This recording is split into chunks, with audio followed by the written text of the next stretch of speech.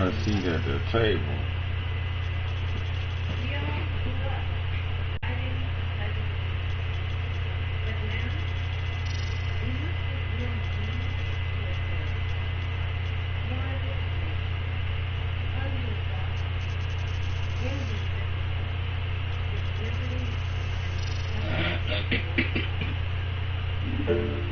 Hi everyone, George Stephanopoulos here. Thanks for checking out the ABC News YouTube channel.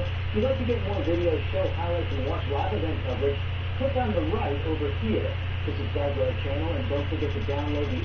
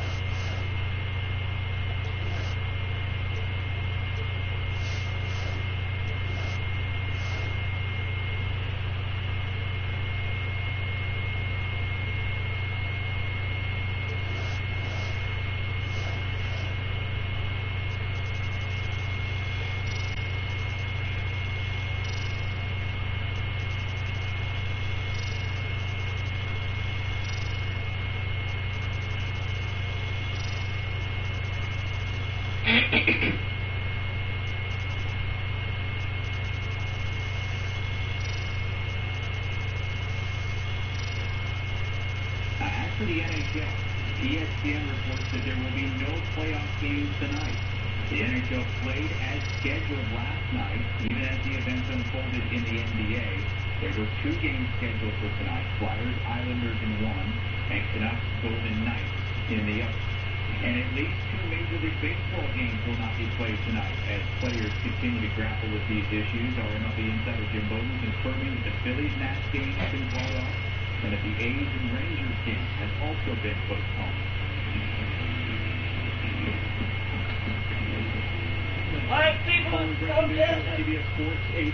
The National Hockey League has decided to postpone Thursday's 2 Stanley Cup playoff games. After going ahead with games last night, the NHL, facing pressure from its players and the Hockey Diversity Alliance, held a conference call this afternoon and have opted to postpone the 2 games. Philadelphia was to take on the New York Islanders, and Las Vegas was taking on the Vancouver Canucks.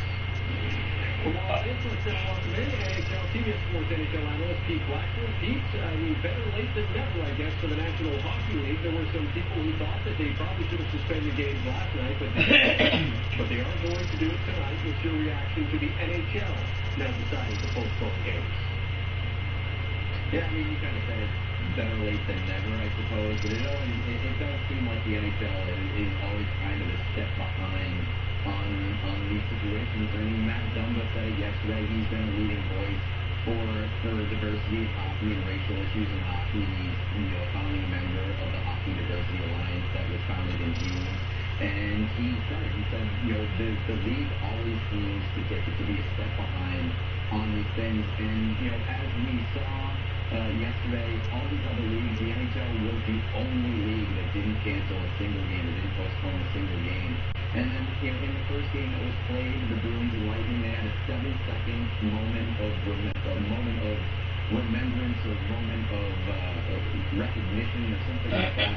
And it just seemed woefully underwhelming based off of what all these other leagues are doing. And it just, at some point, you kind of wonder whether doing nothing would be better than doing as little as the NHL did last night. And then they didn't even do anything that they scrapped their plans for the second game later that night. So it's hard not to look at the NHL postponing Thursday's games and just say that they're trying to save face, or that they had to be convinced by some of these players like Matt Dumba and Evander Kane to actually do something. Yeah, Evander Kane very vocal on social media this morning about the fact that the NHL are not postponing games, and then a quote from the live video is starting to make its way on social media. I just want to read that quote to you.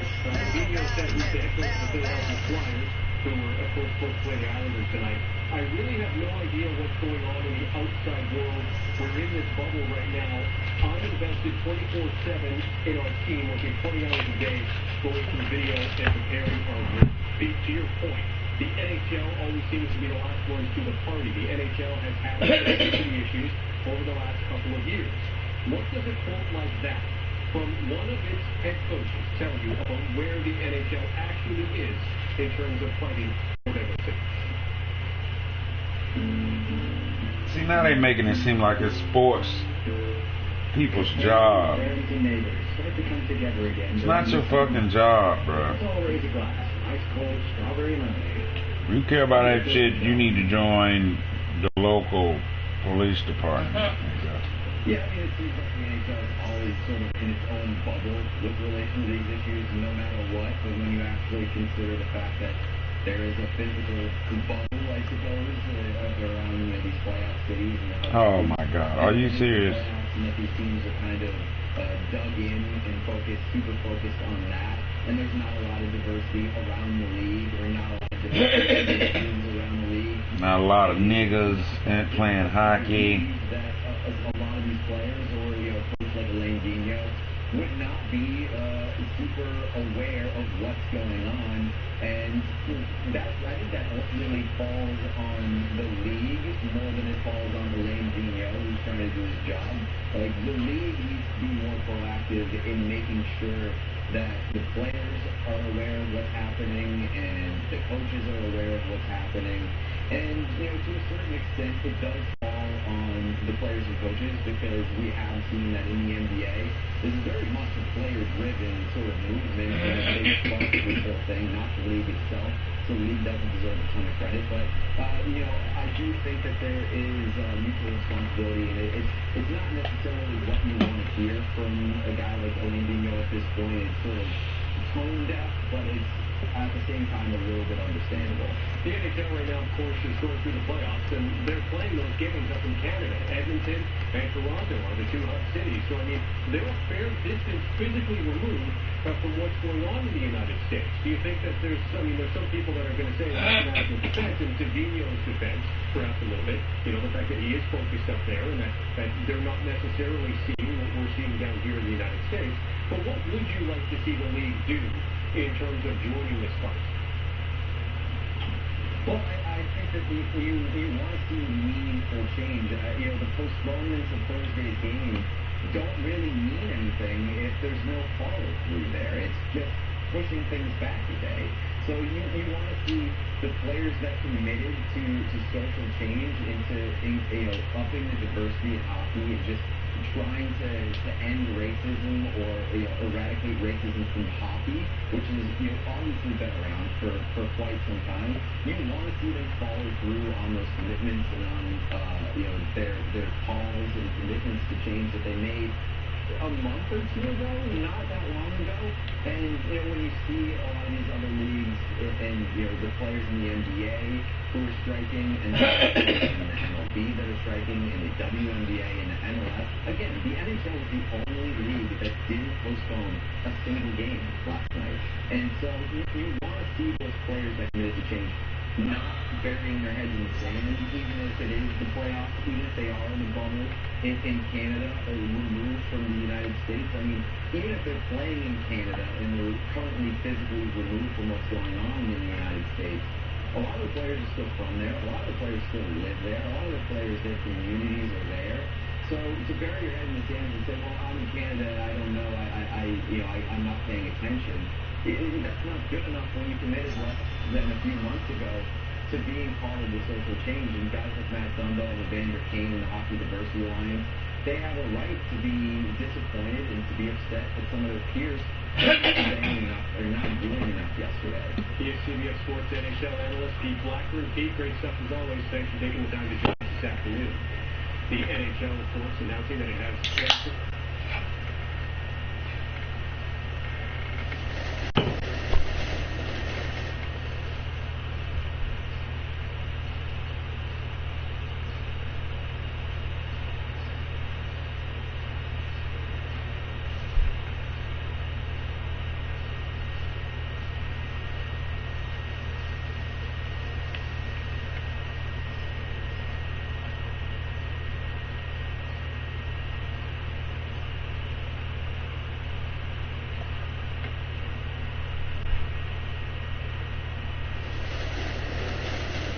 People don't trust Washington to protect coverage for pre-existing conditions, even in a crisis like this.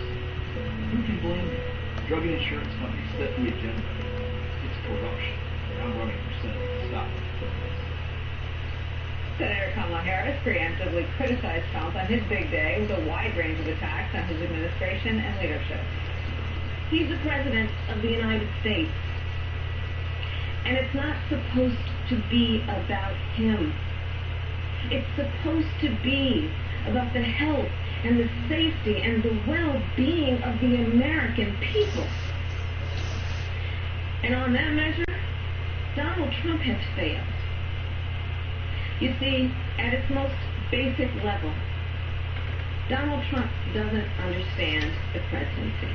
Instead of rising to meet the most difficult moments, I can't wait to get started in the NBA 2K21 demo, get my players started, and of course, all-time Lakers versus all-time Celtics. And he was petty and Out of vindictive. curiosity, Chris, who has Joining our more conversation, championships? former White House press secretary, Yeah, we're going to talk about the Lakers, but then you bring up that argument, and it really Get it, Camellia. Harris's speech today, and I thought, and I tweeted this already. It's not a new thought.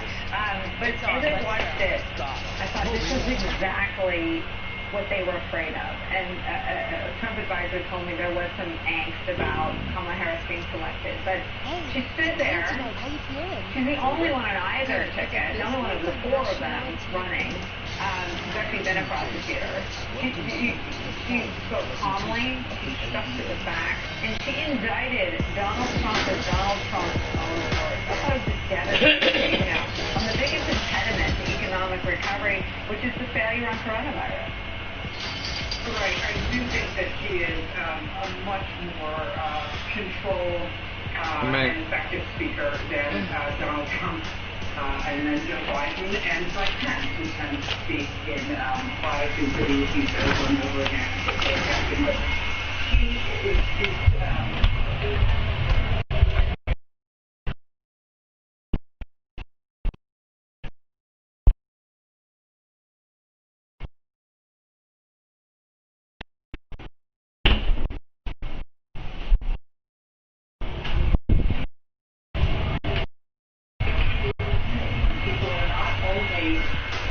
really hurting from grief or infection or financial ruin. But we're going to see more of this.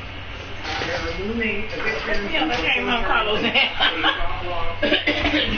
didn't know Carlos was in here. It came out the room. And the idea that it is about... Yeah, that man just came on up. That's when I was leaving. Tends to always focus on it. He played on his wheel up in the The air. other thing is unity. Is that in the room? You gotta ask him. It's because when I was leaving. They say these are right to the bait before 4, but I wasn't going no damn way. Citizens of Democratic City is like they don't matter. So he doesn't believe that. And he's not responsible for them. And he's not interested in their well-being. I wasn't going no damn way.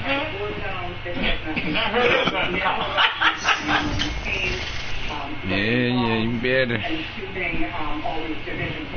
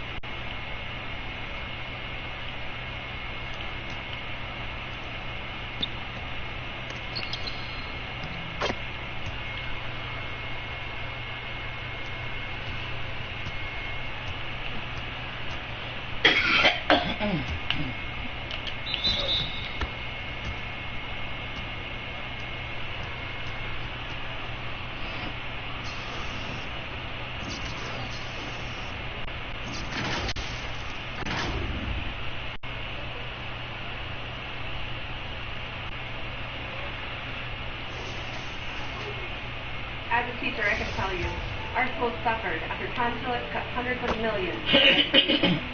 Now we're facing this crisis without the resources we need, and our students and families have come to listen.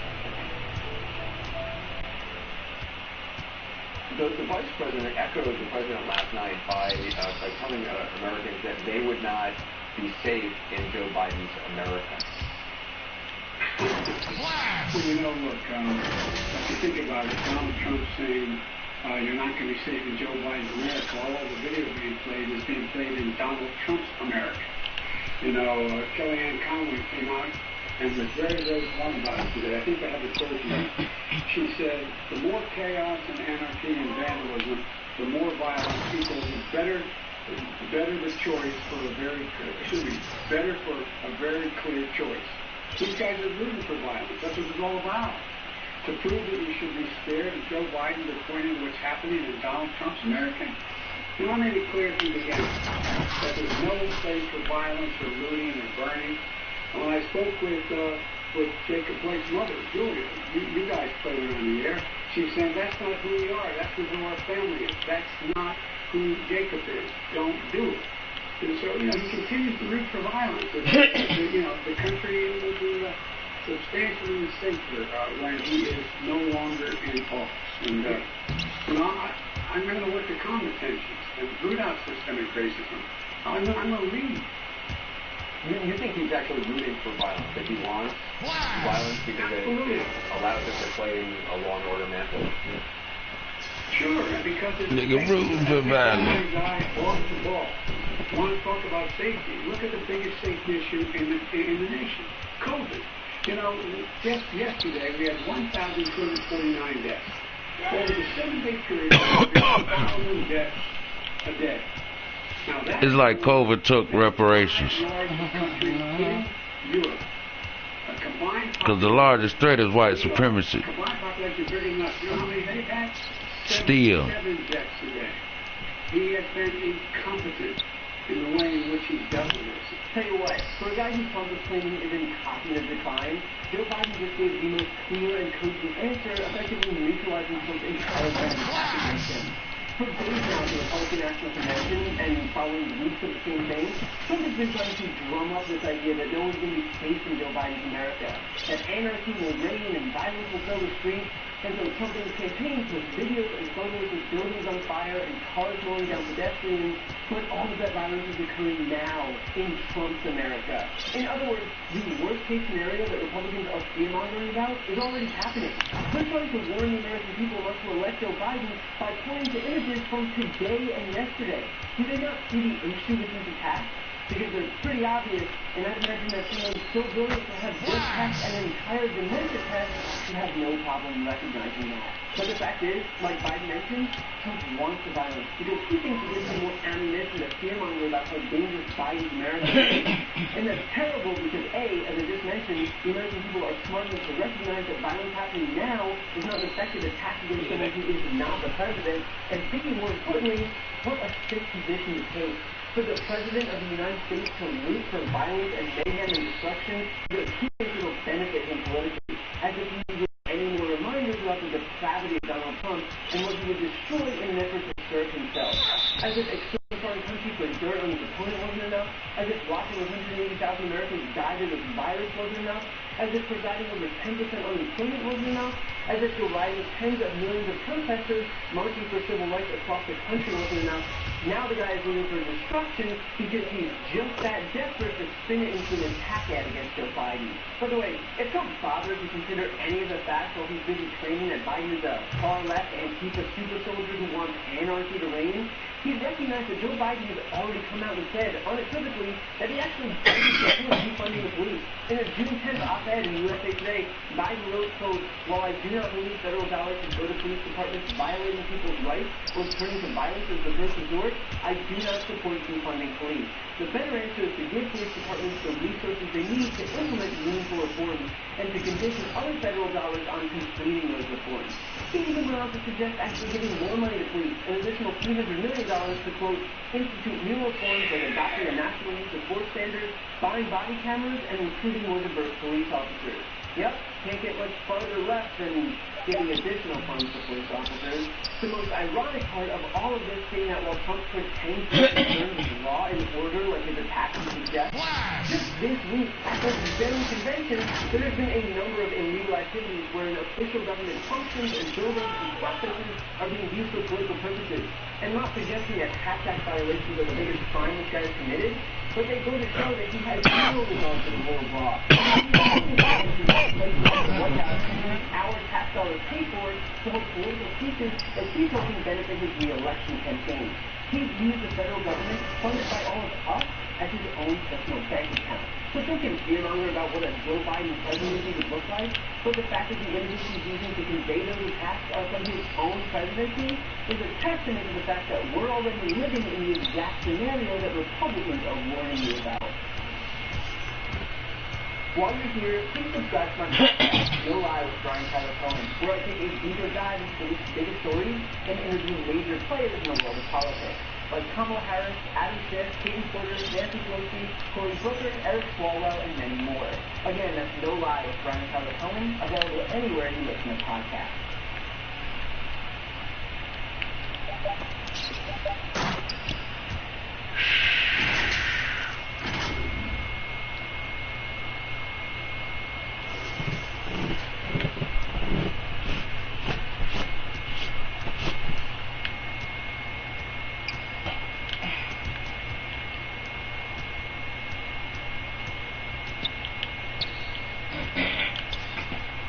People with pre-existing conditions are afraid of losing coverage.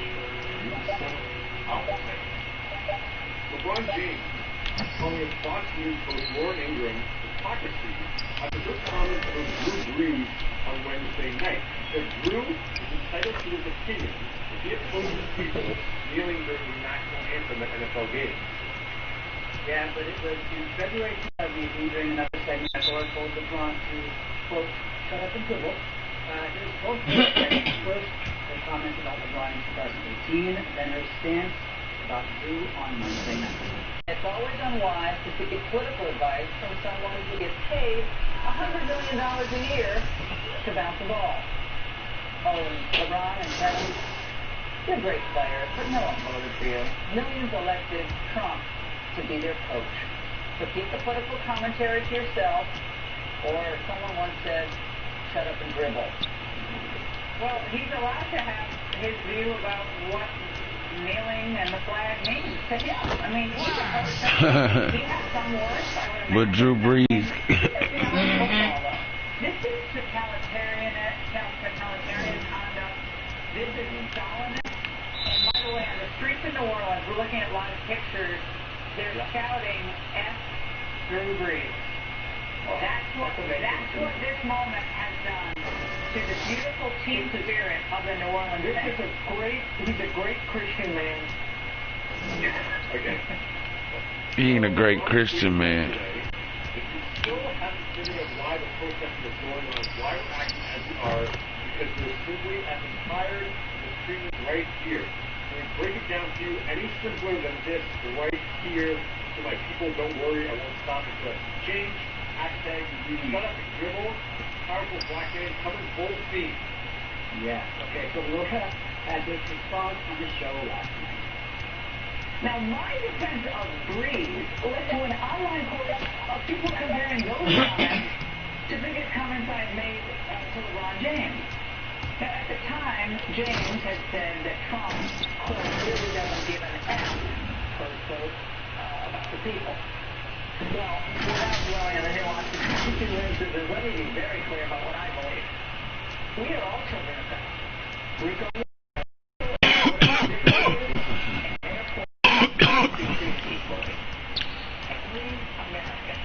every American has a God-given right to speak his or her own mind on any issue.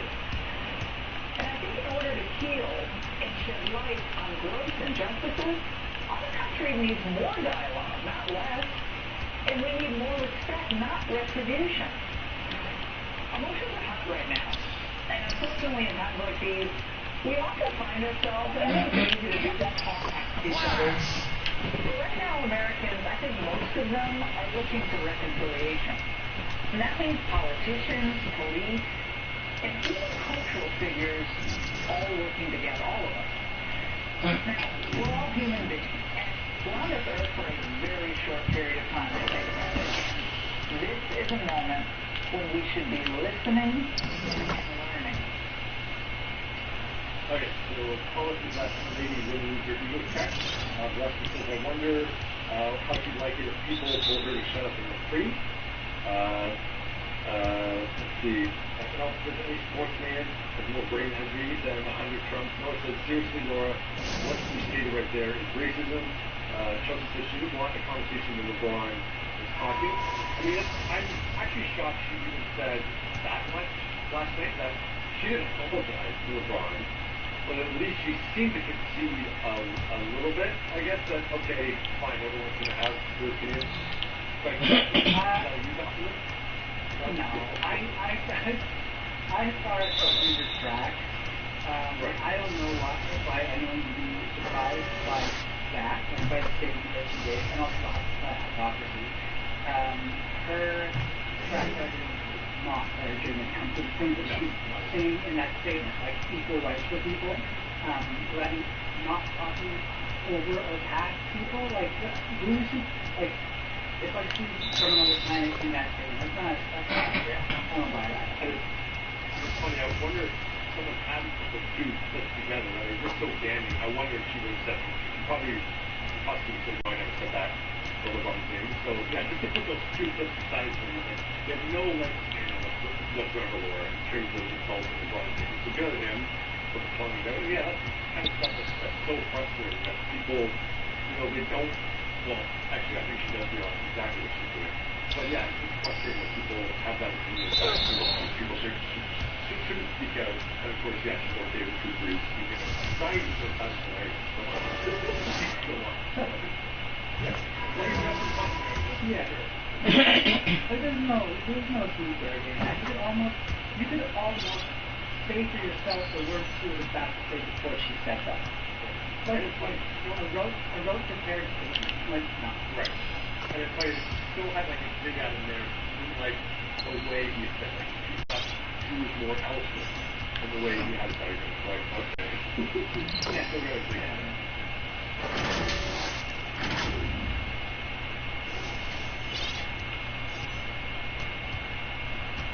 People don't trust Washington.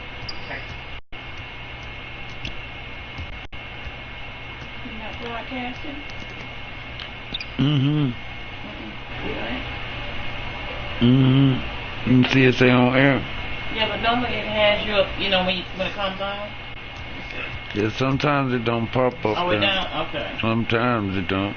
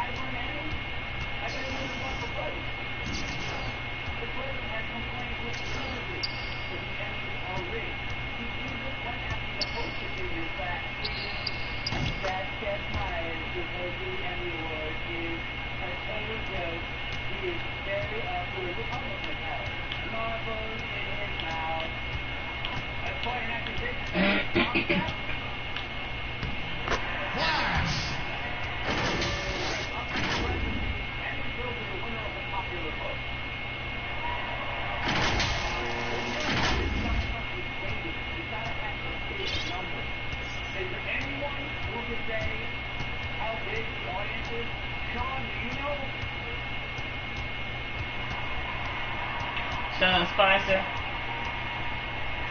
This will be the largest audience to witness an Emmy, period, both in person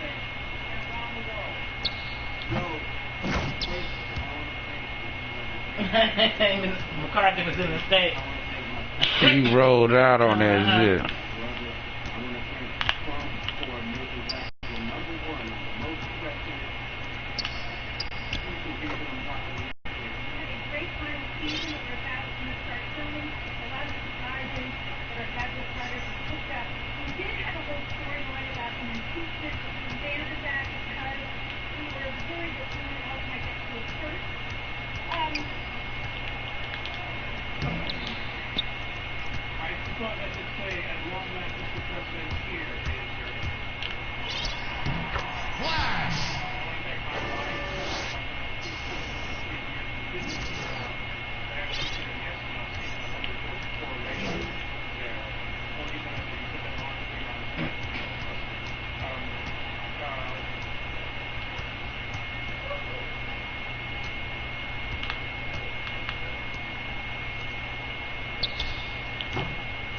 The military prepared a rescue mission that the White House delayed.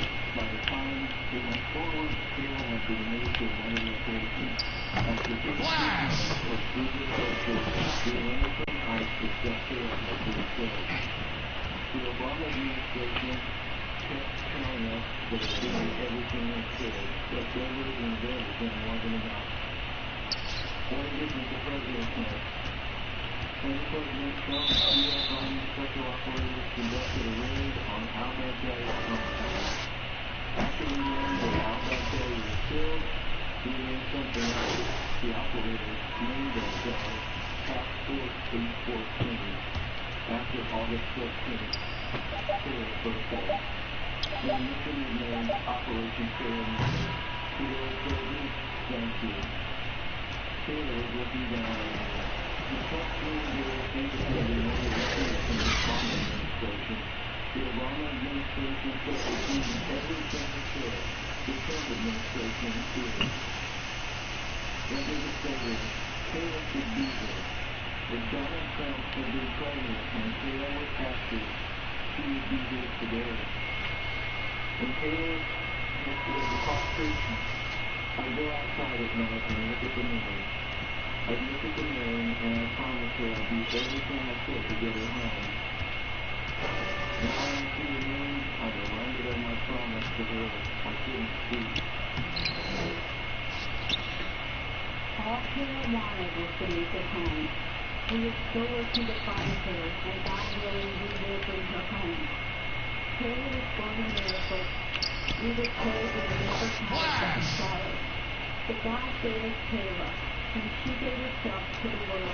8 months into Taylor's captivity, another hostage was able to smuggle out the letter Taylor had written. As we read it, we could see that God was holding her in his arms, and her words took up tenderly cradled in free fall. She also wrote, I have been shown in darkness light, and have learned that even in prison one can be free. I am grateful. I have had many hours thinking how only in your absence have I finally at 25 years old come to realize your place in my life. None of us could have known it would be that long, but no,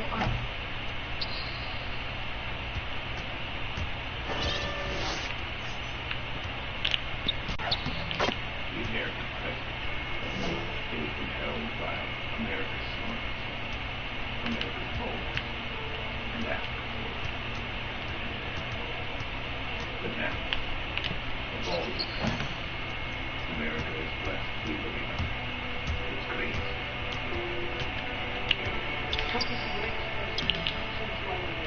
In history of the country, nobody has done more than I have in this presidential mission ever. I don't believe there's been any president that has done more to get the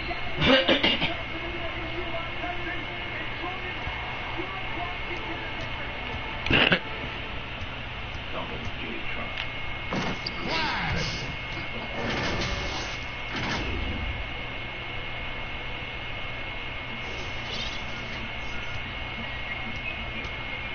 America's first president was a Puerto who won our freedom from the hostile ancestors of Mexico. But President Trump was even superior. He was first week, he declared a travel ban and blocked hordes of Muslim invaders from converting to Muslim mosques. While previous presidents allowed Muslims to infiltrate American society, President Trump knew they were just advanced scouts for a of super.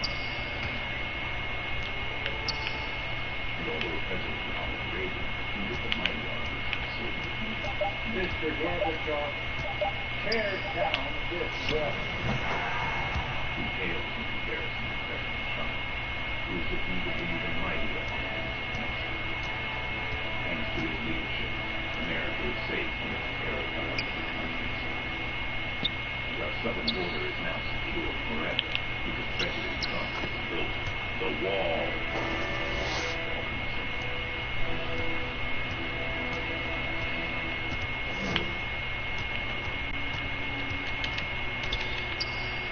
Teddy Roosevelt did not do it in the future spectrum. But only Donald Trump, a man brave enough to tear down the sun, has made nature respect his president. Under President Trump, America is increasing its water supplies to record levels. Its pristine wilderness is seeing a boom in breeding. And President Trump has ended the brutal reign of genocide against birds. You want to see a bird graveyard? Go under the window someday. So demanding the president of the nation with Category 5 hurricane to choose their course.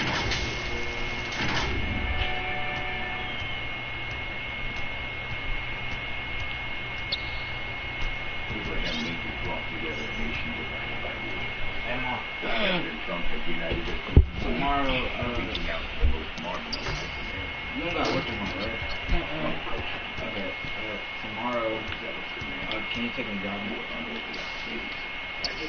Yeah, I see. They got a lot of moving around to do tomorrow. You got school tomorrow? I get what you. And also, I don't think you switched around. Man, we got your family dollar so I can give me a big card. A what? Family dollar so I can give you. In his own words, he's a very, very bad. You had a gift card for the money the church gave you.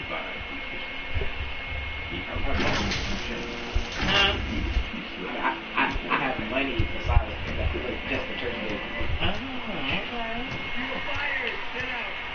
You're fired. And just as previous presidents told us when he answered Pearl Harbor in 9/11, so too did Donald Trump guide America through a Russia hoax and an impeachment over a perfect phone call. I made a perfect call. Not a good call. Perfect call.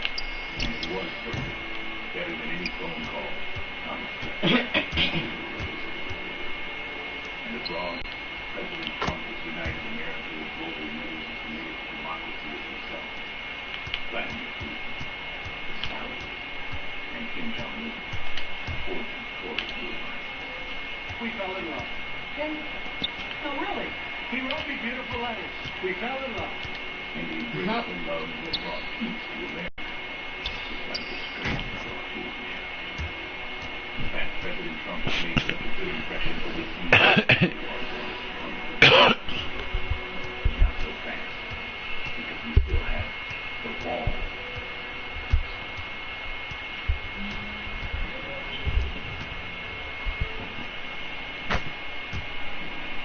In darker times, America spent a decade at the mercy of an unsensible president. We remain warped and corrupted, a red state and blue state. We are and forever will be the United States of America. Flash! The President Trump's oratory has brought the English language to new heights and to new worlds. The combat institution made a pivotal move to remove 10,000 known or suspected gang members. 9/11 victims. I have to tell you, as bad as it is to nature and other measures, heart, lung, and liver, another one. another shot drop. These historic accomplishments, States, U.S. Semites, God bless imagine Donald Trump's very, very large brain. A brain.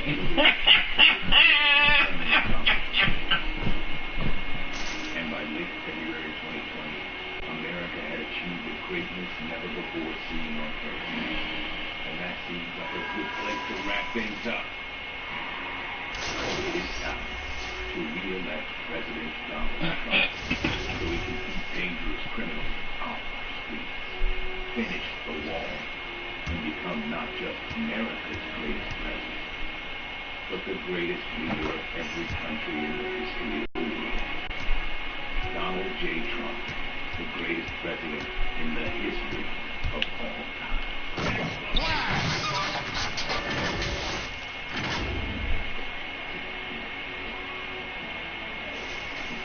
Shit, Trump will run that as an ad campaign. They better quit playing.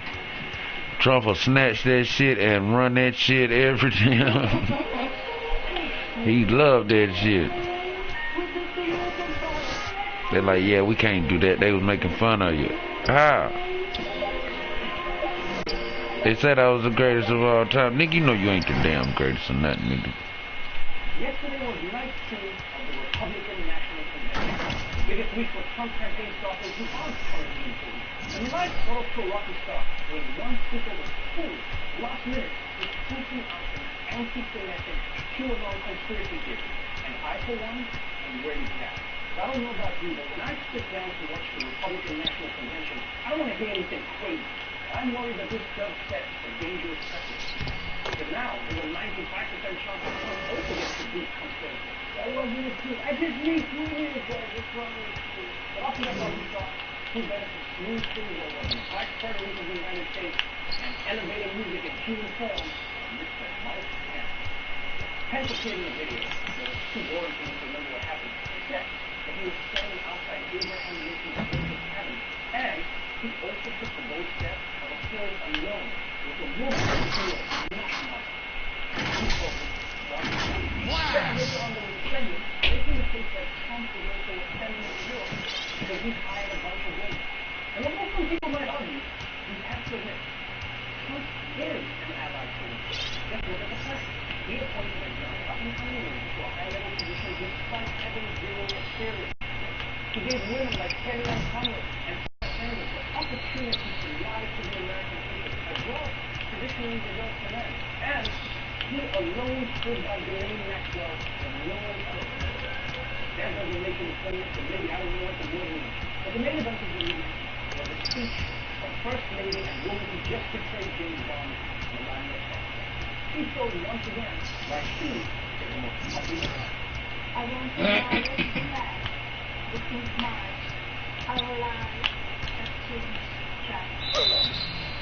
The invisible enemy of COVID-19 swept across our beautiful country and impacted all of us. My deepest sympathy goes out to everyone who has lost a loved one, and my prayers are with those who feel what's happening. I don't want to lose this precious family attaching to other side, because as we saw last week, that kind of talk only serves to divide the country further. This modern world is moving so fast, and our children face challenges that seem to change every few moments.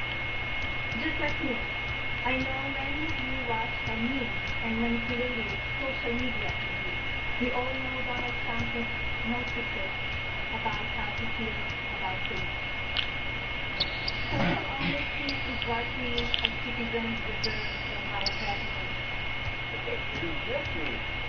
For that every Melania speech seemed like she's taking shots at her husband. She called it COVID-19 instead of China virus. She said people on social media are fucking mean.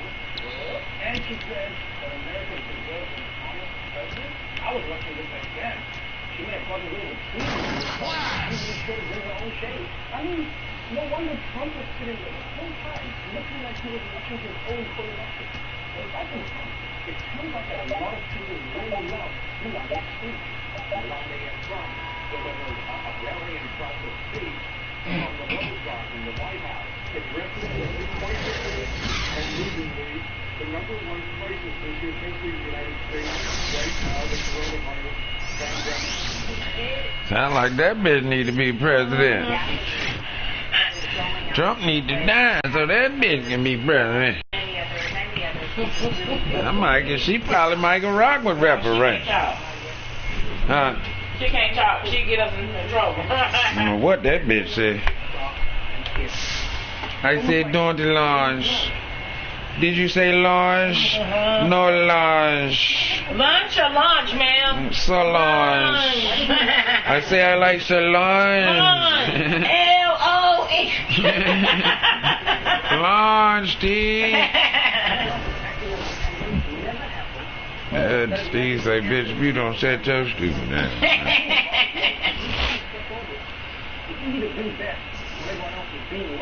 And maybe you don't think Lonnie's sympathy is good out of no game plan from a couple. So, Jay, it seems like you really have reached out. And don't tell me, no, she should force Trump to do more about coronavirus. Melania can't make Trump do shit. If she had any power, three things. First of all, Jordan's. I mean, look at that. Second, Hurricane Laura knocked over the Confederate monument in Lake Charles that they had been trying to get taken down anyway. The hurricane. Oh, good. That ain't nothing but Ogun. That ain't nothing. Laura was a mad black woman. That's who that was. Yeah, she wasn't playing no game. And I'ma yank this motherfucking statue while I'm out down this motherfucker. Yeah, that's gangster. Honestly, it's playing in front of it. So, Jay, is there anything you're especially... It's something I want to speak directly to my father. You're not real deep about people in Jay. Okay, Joe, we have time for one more question. Okay, well, how much time we got? Jay, that's all the time we got. All right, Jay, you are making America strong again. You are making America safe again. You are making America proud again. I love you very much. God bless you, and God bless the United States of America. I feel bad for that. Never having to talk to your dad through this TV. It's sad. You can focus on the TV, but there's no way you will say, listen. Isn't that right, Jayla? That's not correct. And knowing the Donald, Eric's speech was probably the exact moment he decided to go to the concession stand to get more nachos. But aside from the Trump kids trying to earn a thank you text from their dad, the Republican convention so far has been a standard affair. You know, just a lot of speeches and promotional videos. But last night, there was one big issue that overshadowed the whole thing. President Trump and the Republican Party may have violated a federal law meant to separate government functions from political ones. The president hosting a naturalization ceremony from inside the White House with the Marines. Using his power as president to pardon a bank robber turned activist. Democratic members of Congress this morning are set to investigate whether Secretary of State Mike Pompeo broke any laws by speaking from Israel. The White House was used as a prominent backdrop, and multiple official duties were conducted at a campaign event, which is possibly a violation of the Hatch Act, which prohibits this nigga used the white participating in some political activities to campaign. But it's worth noting that President Trump has the final say to determine if someone violated the Hatch Act, and he has made clear that positive optics. Oh, but he got the final ethics violation. Wait, hold up. So the person who determines whether there's an ethics violation is the person who's committing the ethics violation? You know, sometimes America seems like the most advanced country with the checks and balances. It seems dumb as fuck. Now and again, you're like, wait, did no one even notice this? It's almost like America's laws were designed by the same people who designed the Death Star. This is an impenetrable and flawlessly designed system. But we're going to leave a little gap in here so somebody can come in and blow the whole thing up. That's just going to be for one movie, right? No. All the movies. Keeps things interesting. I get why Trump wants to do these events. It's good TV, yo. I mean, that live surprise pardon, that had some strong Roman Emperor energy. Plus, I'm not going to lie, that naturalization ceremony, that was inspiring. No, because Say what you want. Becoming an American citizen is a long and hard process, so congratulations to those people. Plus, it's extra cool having Donald Trump give your naturalization ceremony. Because as soon as it's done, he's also the guy who'll tell you to go back to where you came from. So it's a cool service experience. I know that most people don't give a shit about the Hatch Act. I get it. But the idea behind it is pretty cool. The idea is that taxpayers shouldn't foot the bill for the presidential campaign of a guy that they might not support. I mean, think about it. American taxpayers paid for the Rose Garden. American taxpayers pay for the Secretary of State's travel. So those things shouldn't be used for partisan purposes. They should be used for non-partisan things, like Easter egg hunts or presenting fake evidence to get America into a war. And even more importantly, the president shouldn't treat powers like granting pardons or naturalizing immigrants as personal favors that he can hand out to get votes for himself. Because that's not the leader's job in a democracy. And if Trump can't be bothered to maintain even the cosmetic appearance of democracy, it's not his second term that people should be worried about. It's his third and his fourth.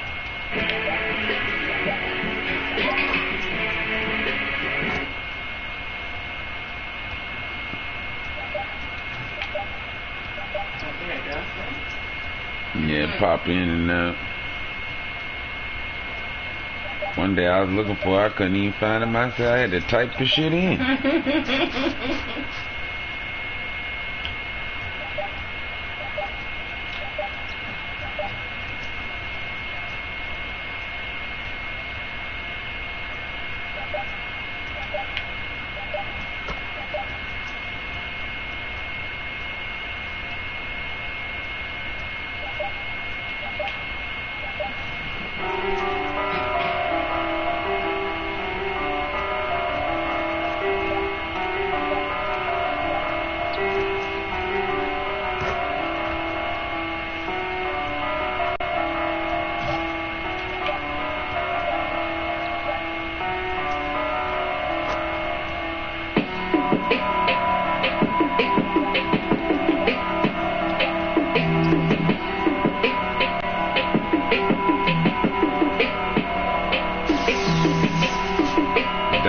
Like they was real cool. Right, They were throwing water to them. Yeah. The white militia, the cops throwing water to them. Y'all need water? Come on. Ogun energy. Ogun energy. Ogun energy. We got Ogun energy. We got Ogun energy. Alright, what's up, man? We're here. Welcome to Tariq Radio, man. We're chopping it up.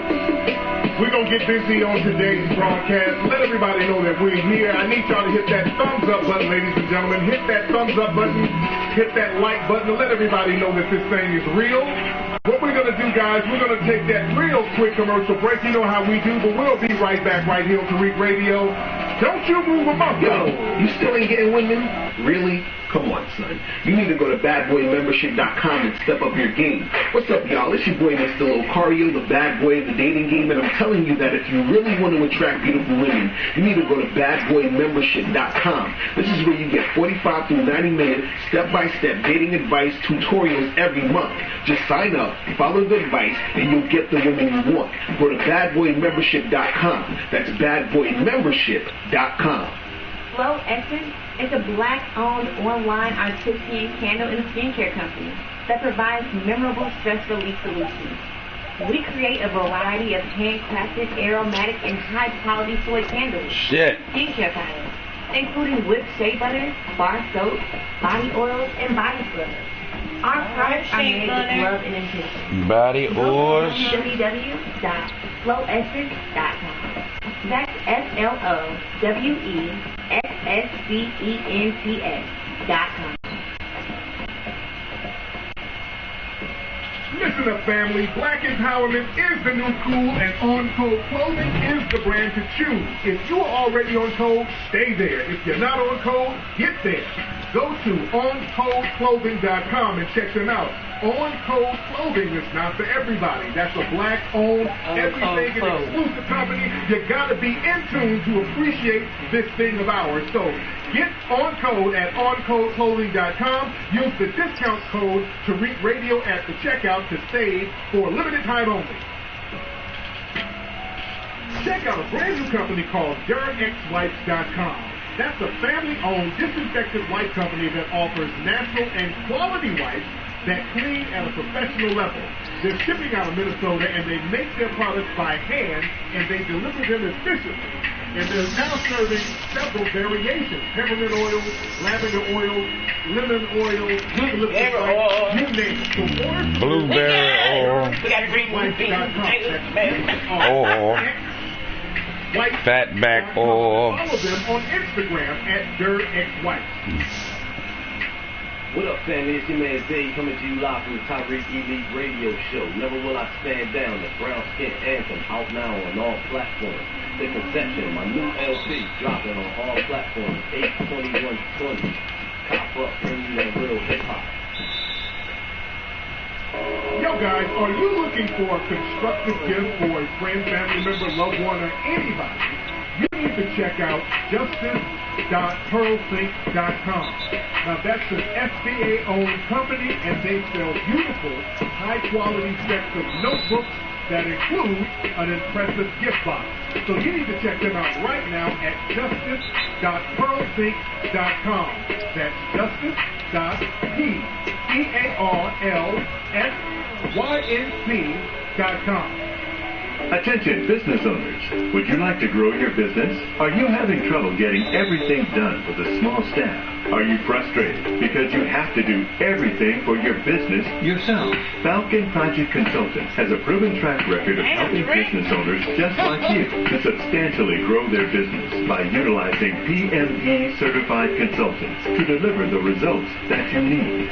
If you want the that comes from consistent and predictable revenue growth, then email I'm gonna help you with your business. info@falconprojectconsultants.com. That's info@falconprojectconsultants.com. Yo, check out the website 100percentrotten.com. That is a black-owned website where you can buy all types of t-shirts and accessories so you can look fly. You can get their Ogun t-shirts, their social distancing t-shirts, their riot t-shirts, and so much more. They even have iPhone cases that look real fly too. Again, go to 100percentrotten.com. Use the coupon code KingFlex to get 50% off on purchases. That's 100, the word percent, the word rotten.com. Aliens discover melanin. They notice the people. They exploit the people. Why are you doing this to me? Because I enjoy it. And because I can. What type of payment do you want? Do you see me? I have the best. I want the best. And I deserve the best. The new drug audio novel you can find on YouTube at the Urban Gods, spelled with a Z, channel on YouTube. Premiering October 24th. The year is 20. Yeah, that shit loud as hell. The future I want to make sure that shit was. Albion has been created to maintain a new racial apartheid system. There is a planned genocide that is going to target the nation's black population. A small group of black revolutionaries band together to launch guerrilla warfare attacks against their oppressors. Do they? And I'm talking about when I used to first started listening to them, it was like two motherfuckers. Yo, you still ain't getting women? And like one or two old motherfuckers. And in the hidden colors. Watch the hidden colors. Watch the hidden colors. Hidden colors. Now this nigga got Tom, Dick, Harry. You are not tuning into the legendary Tariq Nasheed. I gave him the blood on that. But every damn commercial paid them. Radio. Every last one of them paid them. So we're back. I'd listen to that shit religiously if I was getting paid by all them people. Radio. Glad to have y'all tuning in, ladies and gentlemen. Man, we're going to have a good conversation on today's broadcast. Everybody, if you're watching now or listening now on YouTube, I need you to hit that thumbs up button on YouTube. Hit that like button for me. I need y'all to hit that like button and hit that like button hard. You understand me? Hit that like button and hit the subscribe button, ladies and gentlemen. Hit the like button, hit the subscribe button. Subscribers, nigga. Broadcast. By the way, everybody, I hope you've gone to hiddencolorfilm.com to get all your hidden colors. And that nigga still selling shit. Film.com. Right. You're going to ogoonjuice.com. And he's still selling shit. Pepper spray and your COVID mask and your Ogoon Juice socks. This is the hottest pepper spray brand on the market right now. Ogoonjuice.com. You need that. So the mama of Jacob Blake said she would pray with the police. You need all shot her son. You can get, because that's where we are right now. We're talking about protection and defense. Everything. But she already beside your boy. Yeah. And the daddy though. The theme of today's ain't with that shit. Talking about. That ain't with that shit. But that you ain't gonna. They gonna put him under a fucking rock. We're in a situation, guys, where the white supremacists are not even pretending that we're not in a tyrannical system of white supremacy at this point. They're using all of the I'm white and I say so laws. They have ramped up their attacks. It's only going to get worse, so that's why we got to be prepared. We got to be prepared. We got to stop this thing where everybody's acting shocked and everybody's acting afraid. But we're going to get into that. We're going to break that down.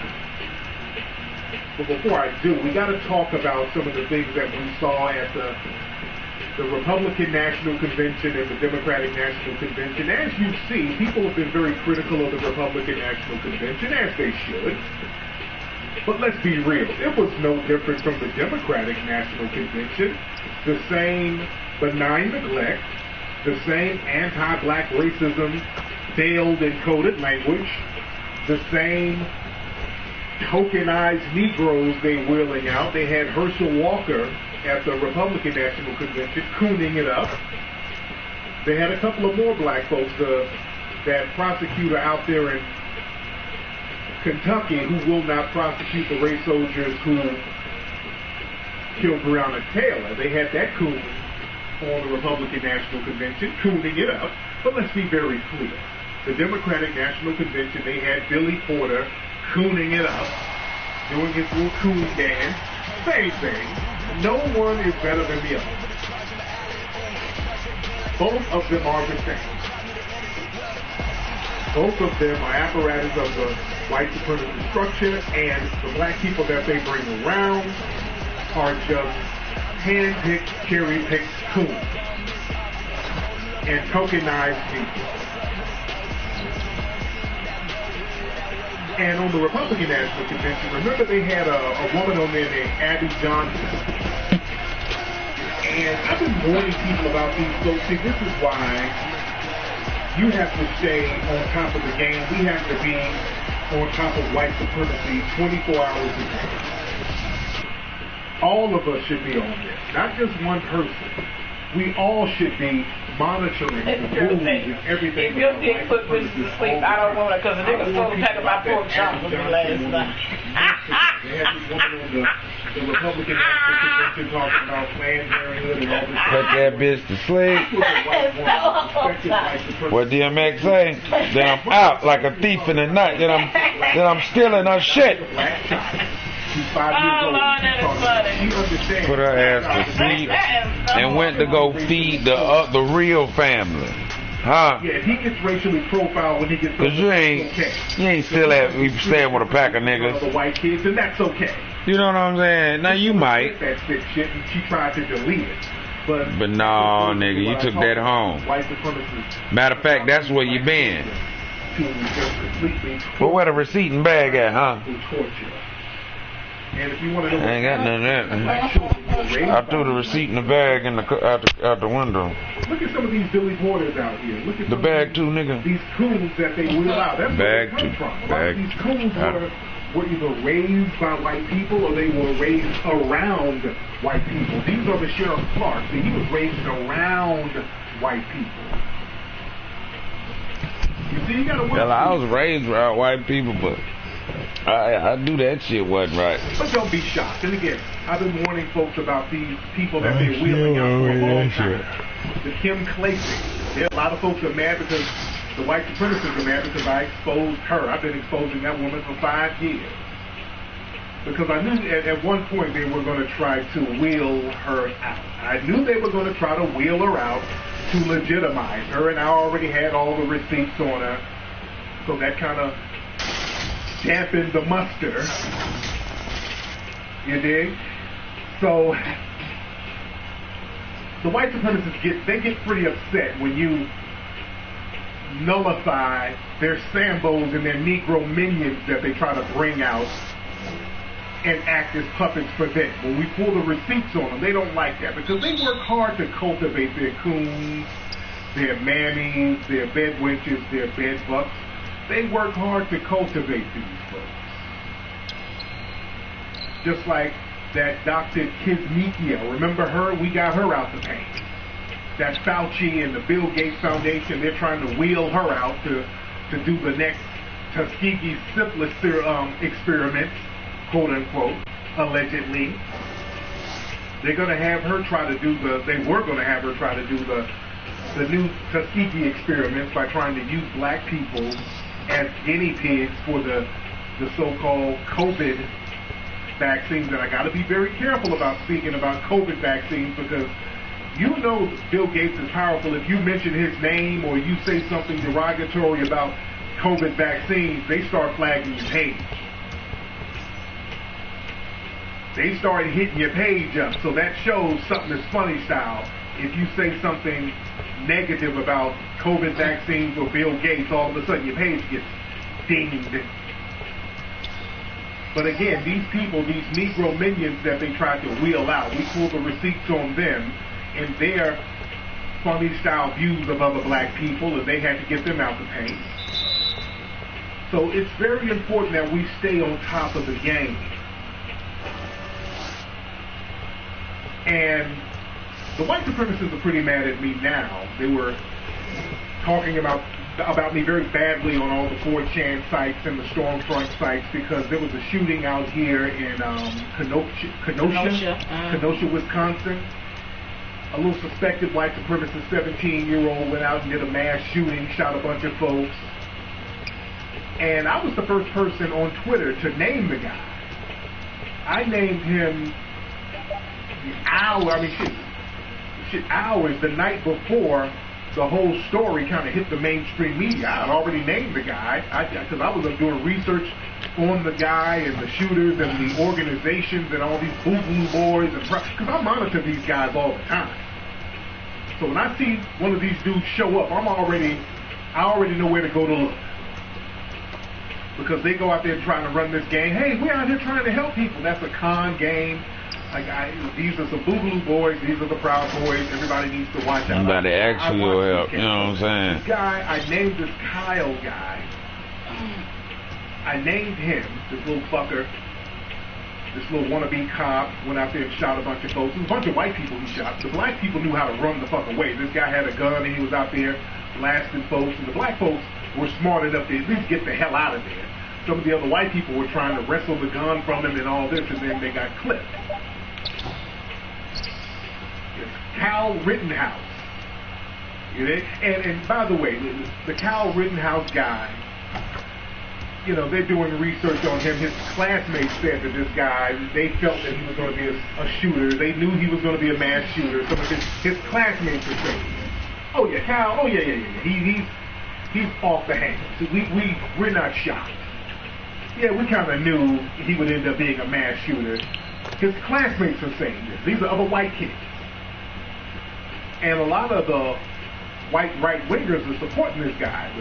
Tucker Carlson was supporting this guy out here shooting people. See, this is tyranny right here. This is racial tyranny. We got to learn how to survive this. These people are out here co-signing these white supremacist suspect militia groups. They're trying to make heroes out of this guy, just like they made a hero out of Zimmerman.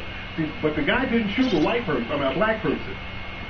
He was trying to, but he ended up shooting some white people who were in solidarity with black people. So that's good enough. They'll still label them Black Lives Matter. That's good enough. You see how that works? A group of white people will show up and they'll say, hey, Black Lives Matter is here. They find a way to kind of blame black people. Yeah, Ann Coulter called this guy a hero. All of the right wingers the right wing of white supremacy, they're calling this guy a hero. They're trying to get his charges dropped. But all of these white supremacist groups, and for those who don't know, all of the stuff stemmed from the shooting that happened out there in Kenosha the other day. There was a brother, Jacob Blake, who got shot in the back 7 times by a race soldier. And they're using the whole, well, he was resisting and all this stuff. And then the city caught on fire for a couple of days. And then the law enforcement out there allowed these white supremacist militia groups to come out here to do the dirty work for them. And this is what they've been doing all around the country. I've been telling people this. All around the country, up in Seattle, up in Portland, and all these other cities, law enforcement who have these operatives in these white supremacist groups, they have them do the dirty work for them by going out here committing these terrorist acts, while police turn a blind eye and act like they can't solve the case. Like down in L.A., it was some white supremacist shot a black man in a park in broad daylight, and they haven't found the guy who did it. That's an unsolved case. This was in broad daylight. They turn a blind eye to this stuff. See, these folks are in race war mode.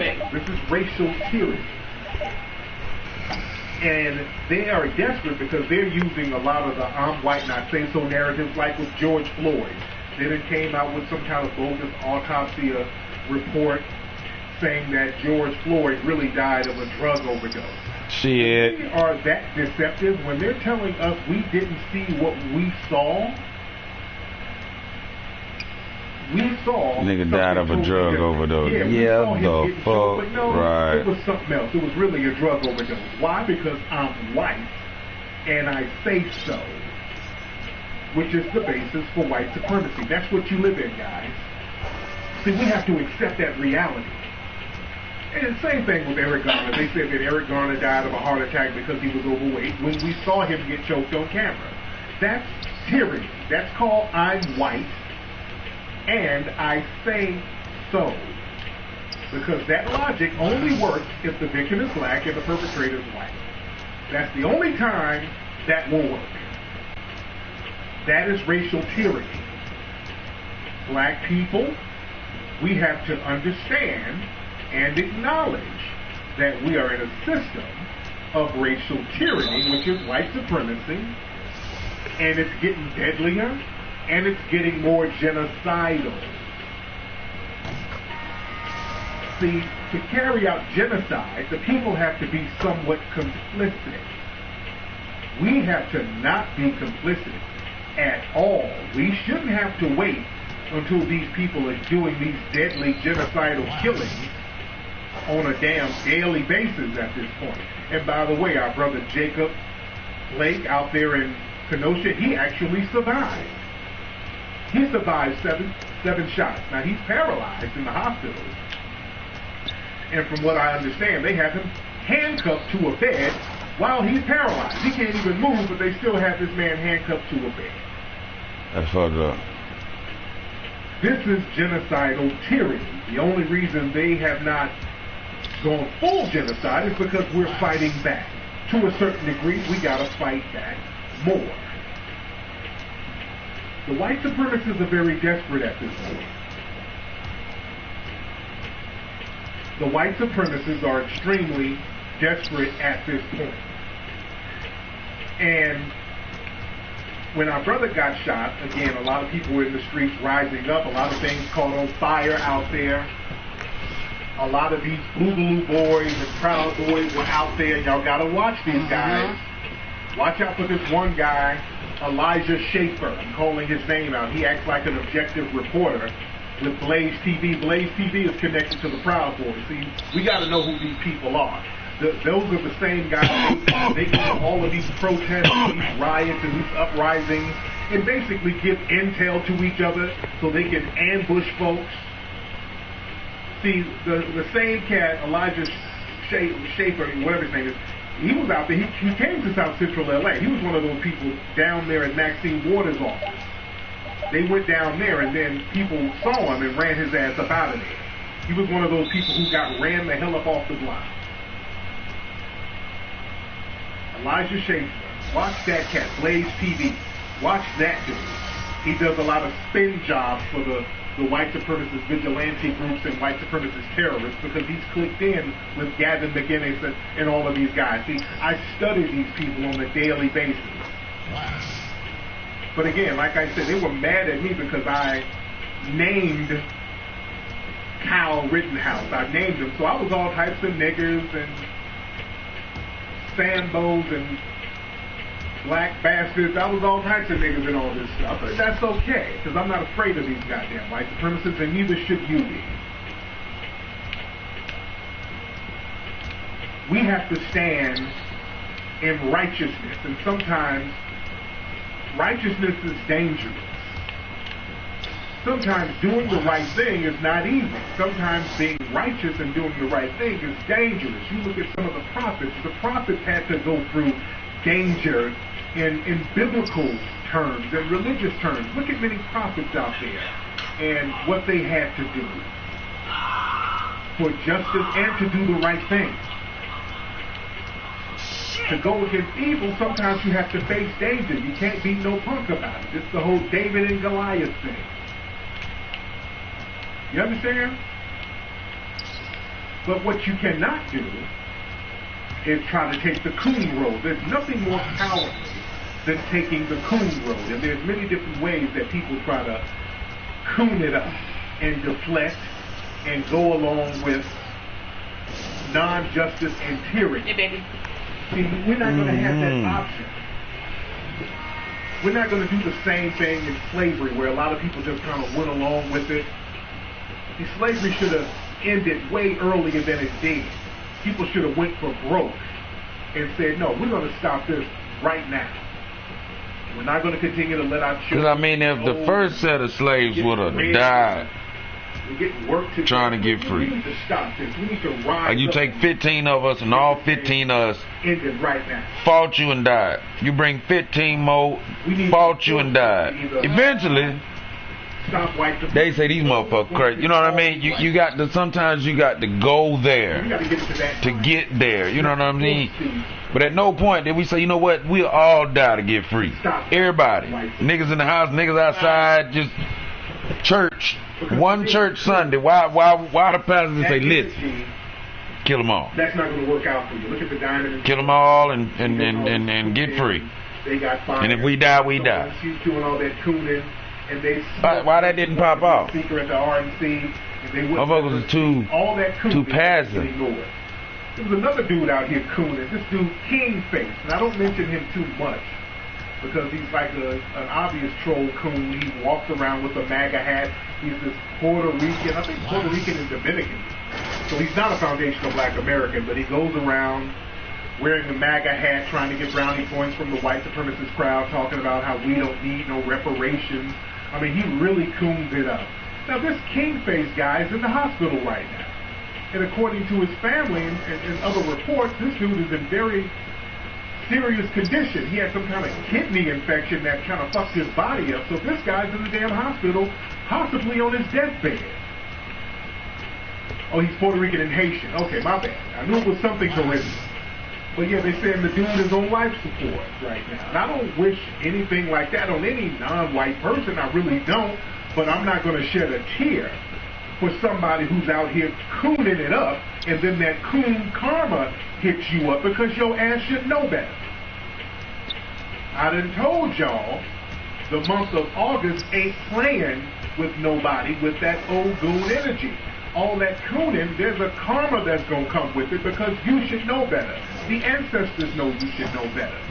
And what, King Face, he's Haitian? I know he's Puerto Rican. He's Puerto Rican and Haitian. And as a person of Haitian descent, you really should know better. And you really should understand the power of Ogun. You don't come from a country that utilized the power of Ogun and then to go defy that revolutionary power to be a damn coon. Just like with Ken Thompson. Remember Ken Thompson out there, the DA, who let Peter Liang walk? He sat up there and let Peter Liang walk, and then right after that, his ass immediately got cancer and died. You understand? So the ancestors in the spirit realm ain't even playing right now. The spirit realm ain't playing. We got to get serious about this. But right now, we're dealing with these white supremacists working with law enforcement openly now. They're openly working with law enforcement. As you see the picture, that's a member of one of the Proud Boys. He's the Proud Boy, giving a fist bump to the police. The police is giving him a fist bump because they're one and the same. So this is why we got to get serious. Up in Seattle, a suspected white supremacist Hispanic drove up in a crowd, jumped out and started shooting people, and ran right up to the police. The police didn't do anything to this guy. Up in Portland, these white supremacist Proud Boys are out here drawing guns on people. The police ain't even doing anything to them. But black folks are walking around and getting snatched up into unmarked cars. White people who are protesting with black people are getting snatched up. Out there in Kenosha, there were some protesters who got snatched up yesterday. They're just unmarked cars running up kidnapping people. So we got to be very careful about these white supremacist groups and anybody who tells you that these white supremacist groups want to help. Like Scam Master Jay. Remember when I told y'all that fool was up here talking about the Proud Boys and the Boogaloo Boys and all them? They said they ain't white supremacists. They said they want to help. Now, if they want to help, we ain't going to stop them, but they can't join us. Remember that stupid shit? This is why you don't co-sign no garbage like that. Those Proud Boys and Boogaloo Boys were doing the same thing in Kenosha. Like, hey, we're out here to help. We're all for Black Lives Matter, man. We're all for you guys. And all of a sudden, they started ambushing people. That's the same exact shit they did out there in Kenosha. I've been watching videos and going over all this shit. Right before they started ambushing people, they were saying the exact same thing. We're out here to help you guys. So they can get intel on you and then ambush you. And let me play some clips, by the way, of some of these little white supremacist groups standing out here in Kenosha. They're all basically admitting that they were working with the damn police. There's one brother who was kind of pressing a couple of these white supremacists who had guns, some of these militia groups. He kind of was a brother kind of pressing them a little bit. So they started copping pleas. Now listen to this guy. Trump this goddamn bullshit business in, I get it. But you left the city open. But then you know what Trump told us today? They were like, we're gonna push them down by you because you can deal with them. And then we're gonna leave. See? And then as soon as they said that, second the shots fired, I had to tell like 6 people to what the fuck you got. Yeah. So like we fucking, as soon as they said that bullshit does, people hurt, oh, you're good. Okay, for those who don't know, this brother was pushing up on these white boys with some guns. You know, the brother pressing them a little bit, and the white boy was like, well, the police told us to, you know, they said they were going to push you guys down here, and they were just going to leave and turn a blind eye, and, you know, we'll do whatever, basically. So these are the tactics that they've been doing, and I've been warning people about the tactics that the police are using with these white supremacists and their coon operatives. You got to watch out for people so-called leading these marches. Because down here in L.A., for example, there was some protests last night in solidarity for our brother Jacob Blake getting shot. What the police did, they forced people downtown in a tunnel. Is it the 4th Street tunnel? So they forced people in that tunnel and then blocked the damn tunnel on both sides and wouldn't let nobody out. They did this shit last night out here in L.A. I told people about going to these protests and getting circled and getting boxed in and letting these people direct you certain ways that's going to get you trapped. This is what they've been doing with these protests and these marches. And I told y'all this years ago when they were having a protest out there in North Carolina. They had one of them coons that shot Kim nigga out there leading the march. And I done told y'all about that dude. I had an incident with him in South Carolina. So they had him out there with a bullhorn telling everybody to go in a certain direction away from the police station because the crowd was around the police station. So they directed people downtown where all the buildings are not flammable. They're stone buildings, and they directed people by the freeway so that they can immediately bring in military backup to corner everybody off. So y'all gotta watch that when y'all got somebody telling y'all, hey, let's march this way, and then y'all go somewhere and get set up in a trap. Watch that. You understand? Y'all supposed to be spreading out. If you go to these protests, spread out. See, what happens is a lot of Negroes see a crowd of people, especially a crowd of white folks, and you follow them because now you have a crowd. So what is it? It's talent show time. Now it's turn up time. Now it's time to show my new twerk moves. Now it's time to pass out my mixtape. So now it's time to get a little attention. We got to get off that shit. Let's get off that attention shit. It's not time for no damn attention. Y'all better know how to spread out and see what's going on in these places and not get led to the slaughter. And y'all keep your eyes on these damn vigilante white supremacists. These are the main ones you got to keep your eye on. Again, I take my hat off to the brothers out here in SoCal because at least when the white supremacists tried to show up a couple of years ago, and I always bring this up down in Anaheim, at least those brothers knew, okay, we're going to have to get them quickly before they can get set up. So the brothers started going in on the white supremacists the minute they got out of their car. They didn't let them get to the protest area. They started getting them and putting in work on them the minute they parked their cars. You get them quick and neutralize the threat quick. Because these guys are connected with the damn police. The police is going to be protecting them. So you have to neutralize the threat as citizens. You have to stop tyranny as per the Constitution. Everything I'm saying is constitutionally legal. If there is tyranny, you have a constitutional right to neutralize the threat of tyranny. This is why everything I say, I'm saying in the open, I'm saying in the parameters of the legal system, according to the Constitution. I'm talking Constitution. And a lot of folks are like, where's the NFAC? Nowhere. A lot of folks are calling them out because when these white supremacist groups out here terrorizing people, all of this rah-rah showing up at random protests with the police with your guns, that ain't doing nothing. And the white supremacists know that. That's why they sent them out there to pacify people. I done told people. They sent Scam Master Jay and his fraud organization out there to parade around and cosplay to look like superheroes who's going to come and save the day when they're not. They're not going to do anything because Scam Master Jay is connected to law enforcement. They're not going to do nothing. They're not going to do a damn thing. You are the warrior. You are the warrior. You understand? You are the warrior. You should have known they weren't going to do anything. And again, you shouldn't have fallen for the bullshit anyway. It's up to you to handle whatever business you need to handle, and you don't have to be all in the open with it. You don't have to be out here announcing what you're going to do. That's because the minute people start announcing all this shit they're going to do, they ain't going to do it. And if you announce you're going to do all this shit and they don't come and round you up, that means you're with them.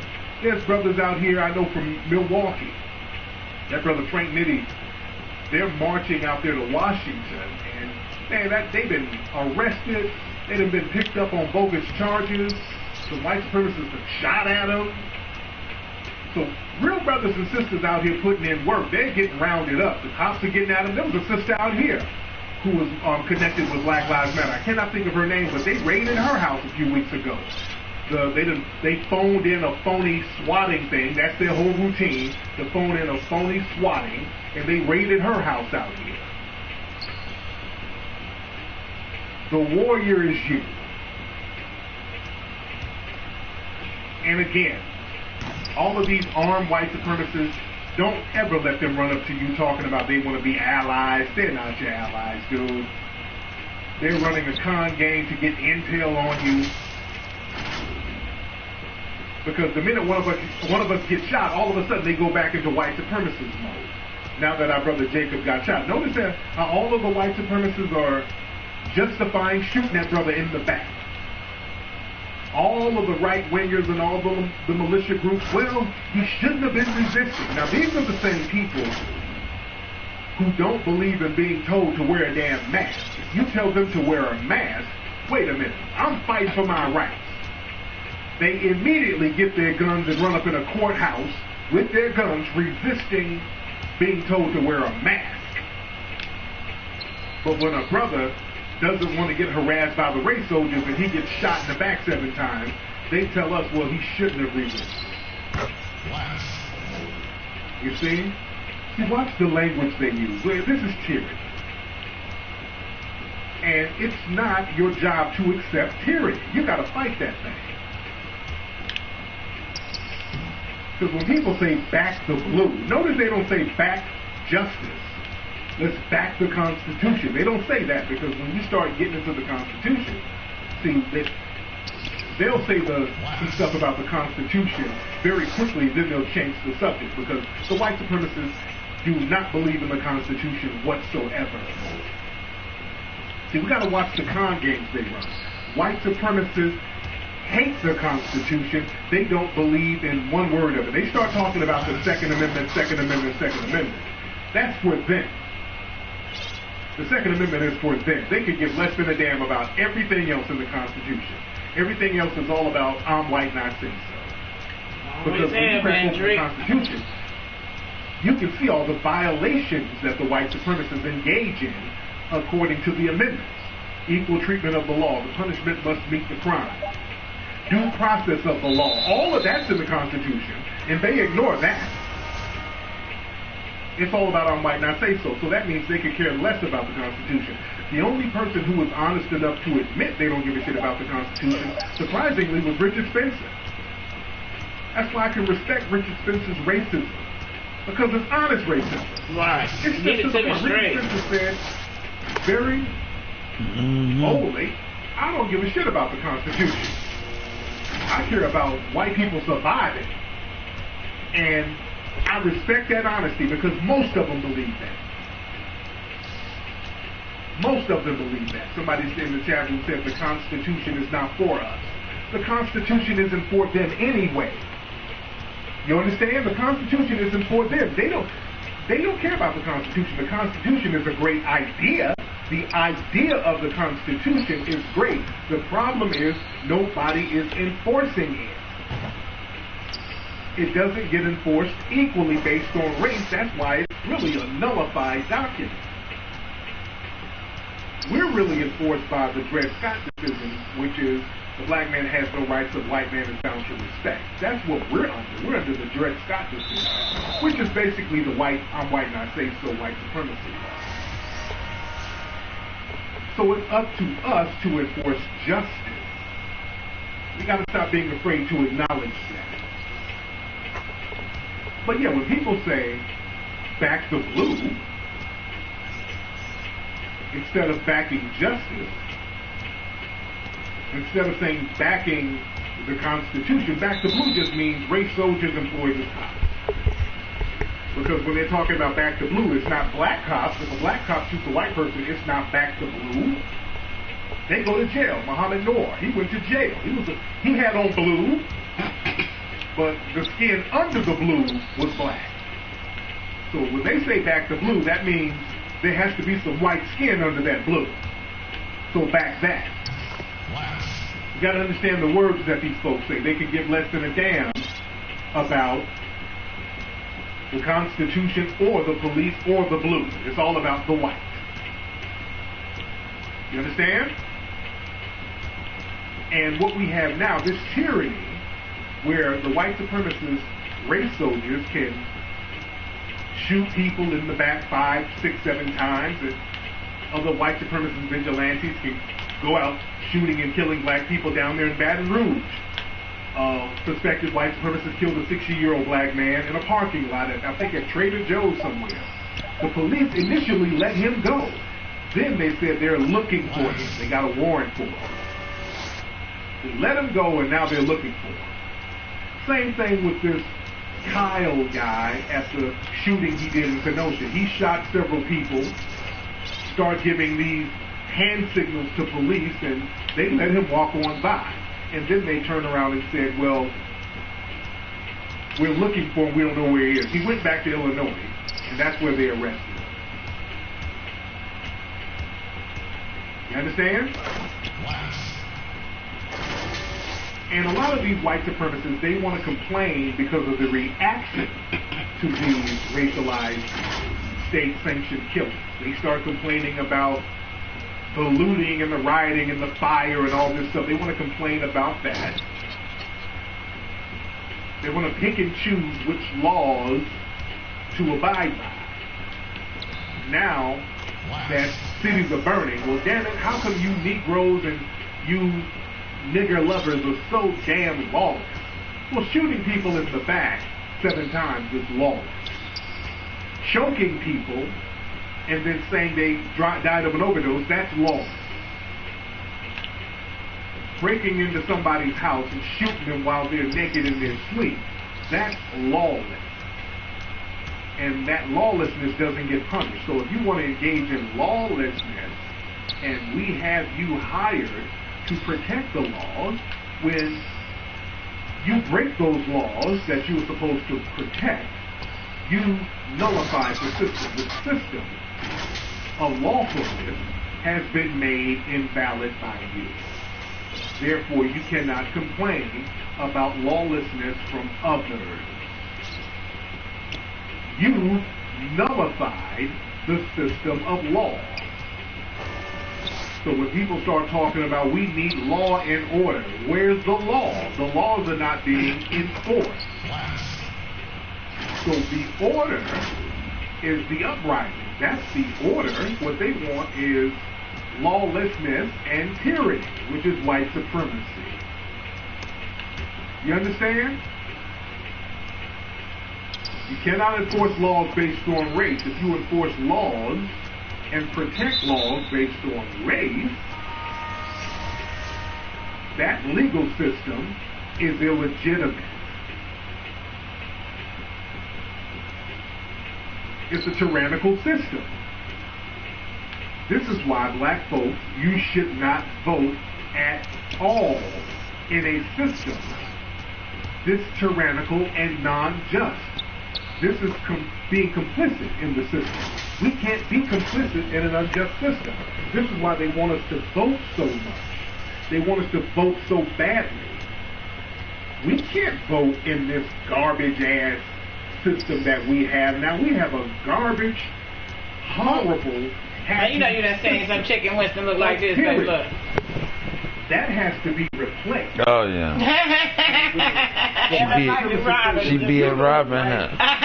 America, yeah, Robin know that bitch. Number one, this isn't America. Tyranny isn't America. Let's be very clear. No, this is tyranny. Let's not call tyranny and non-justice America. Let's not call it that. That's not what it is. That's just plain old tyranny. And us as foundational black Americans, I can speak for myself, I'm not going a goddamn place. I'm not going anywhere. I'm going to keep the spirit of the Harriet Tubman. I'm going to keep the spirit of the Sojourner Truth and the Denmark Beasties and the Nat Turner. We stay and fight this demonic system. We're not going to run from it and leave it. No. Courageous people stomp the bullshit out. You don't run from it and duck and dodge, because number one, there's no place to run. You know, you want to run somewhere and just kind of hide in a corner. That's not going to work. We got to rise up against this filth. My ancestors didn't build this country from scratch just to have me run from it because of some dirty, filthy, disgusting white supremacists are pissing on the greatness that this country can be. See, there's a greatness that can be had. The problem is all of this filthy white supremacist garbage that's messing it up. We're going to replace that with the system of justice. We have to replace it with the system of justice. Because the white supremacists right now, they're desperate. They know their numbers are dwindling. So they're trying to scare us, to put us in a position to accept an apartheid type of state, because they're trying to figure out how to rule as a minority, just like in South Africa. So they have to try to break us now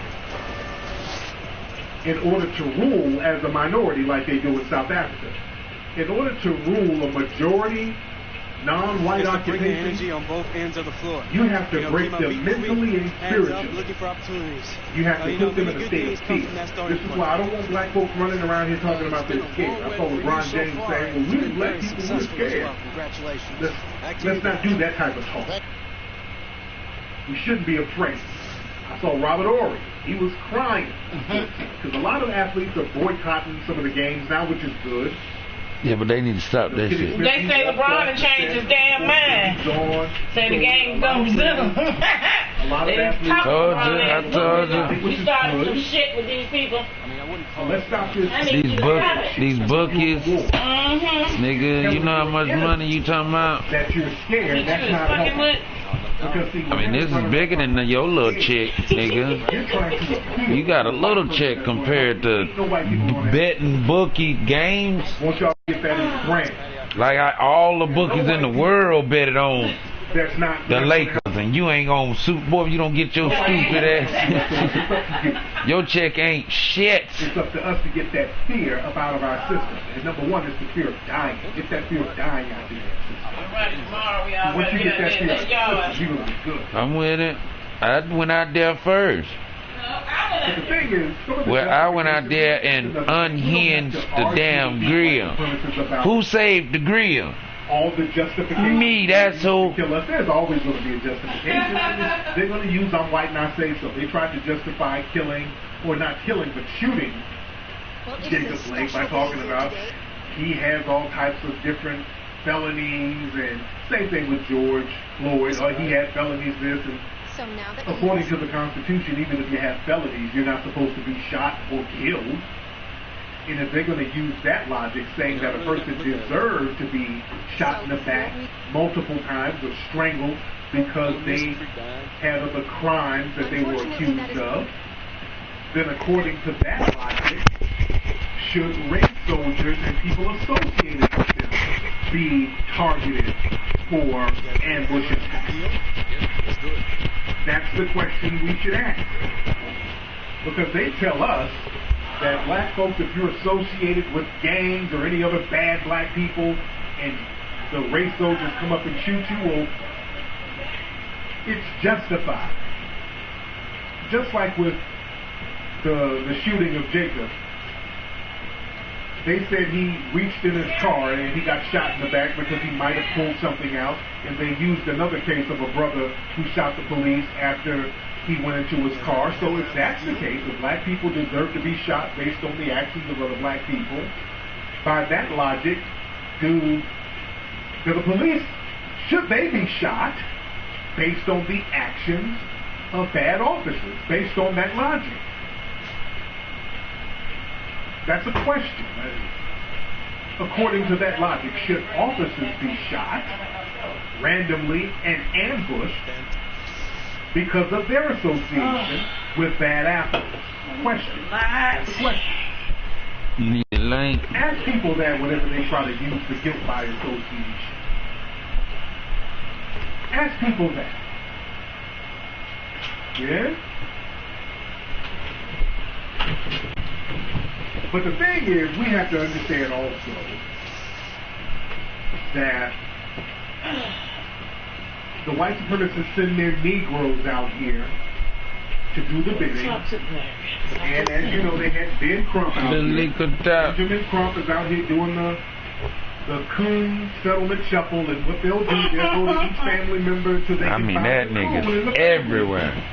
do all the forgiving and all this stuff. You see that nigga, and you already know it's a chick. If I see that nigga, I'm gonna say, who killed my family member? Who killed her, and who finna be cooning? And I bet not hear nobody say, can't we all just get along? This racist system, so they're talking real talk. Every time you see that nigga, you hear somebody talking about, this nigga wouldn't like it if y'all was, he would be upset. Ma, you better not say that if they get me. Right. And not time about you gonna forget him. Cause I'd have fucked around and with my couple of good Twitter fingers. I'd have typed that bitch line. Retaliation is a must. Tupac. Ride on my enemy. Fuck that shit she talking. She don't know me like that. The worst for doing this type of shit. This is a settlement lawyer who puts the target on everybody's back so he can get a damn bag and the family can get some little bullshit chump change. He finds the coon in the family to do the same old routine. Now, let me let y'all hear a clip of the mama, and they parade her around all on CNN. When they got a coon spirit, they parade them around. And Ben Crump, this nigga be standing so close, I mean, he's damn in the woman's lap so that he can get his face on TV. I mean, whenever the coon family is around, Crump's face is right there. He's not going to miss 1 inch of camera time. This nigga Crump's face is smack damn near cheek to cheek with the woman. He's going to make sure he's getting all the camera time he can get when the family is coon. This is the mom sitting here with Crump, shoulder to shoulder, sitting here bush mouth, looking like he got biscuit crumbs all on his coat. But this is the mom. Listen to her. And in addition to that, I have a great speech. And it allows me, if I've already forgiven, and this forgiveness is not for anybody else, but family, it's not a coincidence that the minute folks get around Crump, they start talking about forgiving. Crump and those niggas, they tell them to say that. Now, let's be clear. That doesn't make the family members any less coonish because they want to do all that shit. Let's be clear. That doesn't make them any less coonish, but the fact that he coaches them and tells them to do all this stuff, that's not a coincidence. Nope. To forgive. I've already forgiven, and this forgiveness is not for anybody else. But, God and me. Okay. Lord. Family, listen. We should have corrected shit with George Zimmerman. Older Negroes last week. No, we should have stopped it. We should have told Rodney King to shut the fuck up. A lot of older listeners, but a lot of the older that nigga, can't we all just get along? No. They're broken. They're done, and they will sell you out. They don't care. They got a plantation spirit. They're just broken and done. And they love parading them out. They've been parading that mama out and all the fake white people. Oh my God, that's a great mentality. That's what we need more of right there. See, that's what they want you to sit by and be complicit with the murder and the killing and the shooting of your damn children. Right.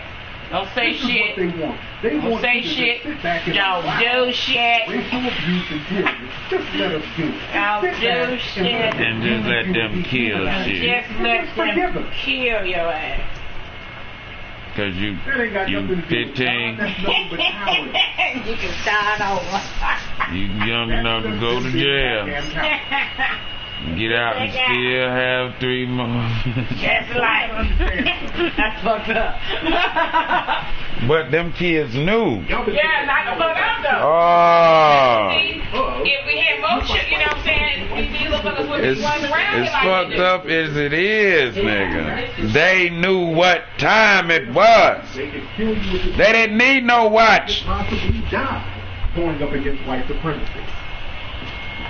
But family, you better understand this. The cost of freedom is death. Oh, Lord. Do you understand? These white supremacists are willing to die to practice white supremacy. That's their freedom. They want to be free to practice white supremacy. And they're willing to die. Wash them dishes. They'll get shot by the government and all that. They have all these ain't shootouts. close to clean. Just clean up the Ruby put them in Ridge, the all sink. this type of stuff. They're willing to die to practice the freedom of white supremacy. No, I got 3 cigarettes because Carlos. Oh, shit. They elected somebody who was hardened when they go out and took about 5 or 6 of them when motherfuckers. they fight against the government stopping them from practicing white supremacy. So to them, it's freedom to practice white supremacy or death. There was this one guy, there's a book talking about dying of whiteness, very good book talking about how Trump's policies actually affect white people, his base, in a negative way. It talks about how a lot of these right-wing policies harm white people in the long run, especially when it comes to medical this and medical that.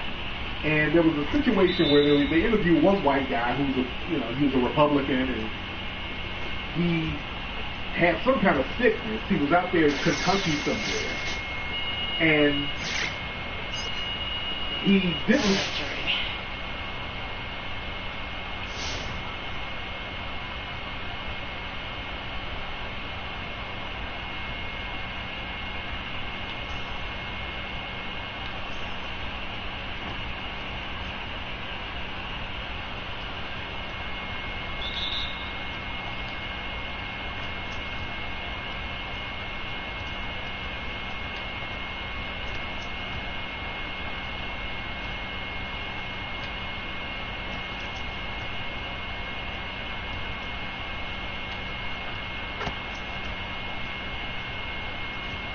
As a teacher, I can tell you, our schools suffered after Tom Tillis cut hundreds of millions from education.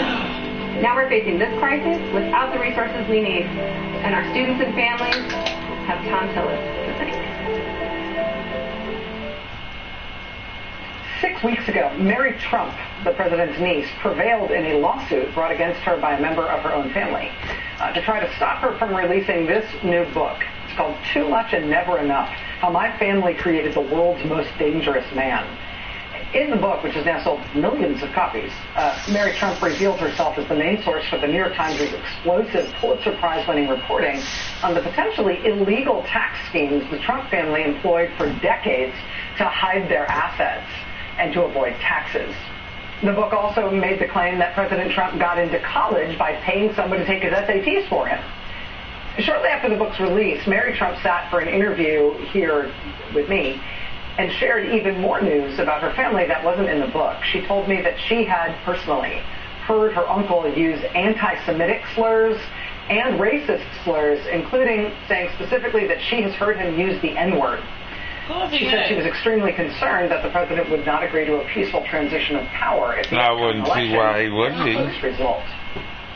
Well, now, as her uncle accepts the Republican Party's nomination for a second term, Mary Trump is back in the news with some proof to back up some of her claims.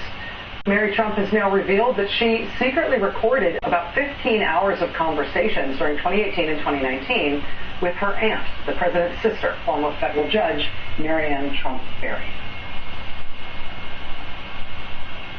For 1 year, this goddamn tweet and the lie, oh my God, I'm talking completely, but you know, it's the change of stories, the lack of preparation, the lying, the holy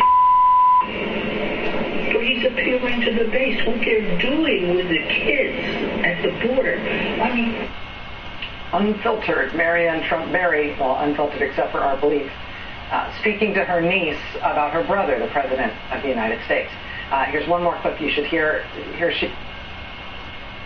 How she did the president's homework while he was in college. She also says the president got into college by having somebody else take his entrance exams for him.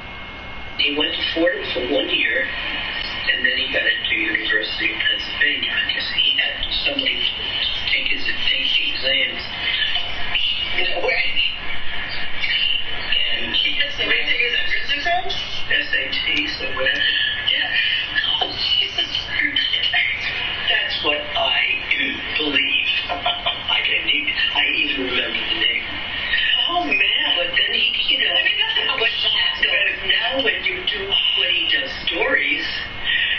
mentioned support. Of course not. Well, oh my God. No, he went to the work school, which also isn't true. He didn't. He went to the University of Pennsylvania. I went to university. I took a couple classes. I got some work. Oh, that's insane. But that's it. So, and I did his homework for him. I mean, who does your homework for you when you're president? Joining us now, I am pleased to say, is Mary Trump, the author of Too Much and Never Enough, How My Family Created the World's Most Dangerous Man. Ms. Trump, it's nice to see you again. Thank you very much for joining us on what is a very, very big she got a picture. She can use that. It's great to be here. Thank you You so couldn't much use that picture on your book. Let me just ask about But that bitch can, huh? The Trump family That's how she's watching selling the Republican shit. convention this week. All presidents and presidential candidates. She might even took the picture of the motherfucker. At events like this, that's become traditional. But we have seen... Might have been from her camera, her Polaroid. Speak, some of their wives and girlfriends, the First Lady giving a big address. There's been a lot of members of family speaking. I wonder, you see any of that differently than we do? I'm not sure. What I feel, though, is that, one, it's inappropriate, and two, maybe I know better than most people how untrue so much of what they're saying is. The idea of passing Donald off as a great family man is up there with trying to pass him off as a successful businessman. So it's disturbing to watch, honestly. The whole thing has been disturbing, but that in particular has been. That's what you're characterizing correctly, that they have used family members of all stripes to describe him as being family-focused, also as being empathetic, also as being somebody who respects and loves and elevates women, and the family has talked about him as essentially somebody they can vouch for his character over the course of his life. You obviously told an opposite portrait. You painted an opposite portrait to that in your book. For people who have seen all of these speeches over the course of the week, how would you sort of correct that impression? What would you tell them that they should understand in terms of what you've seen, contrary to what his other family members have talked about this week? Well, most basically, I'd say look at what he does, not at what other people who are either related to him or paid by him say about him. You know, we have so much evidence that he doesn't care about other people, that he doesn't care about people in his family, and I'm not entirely...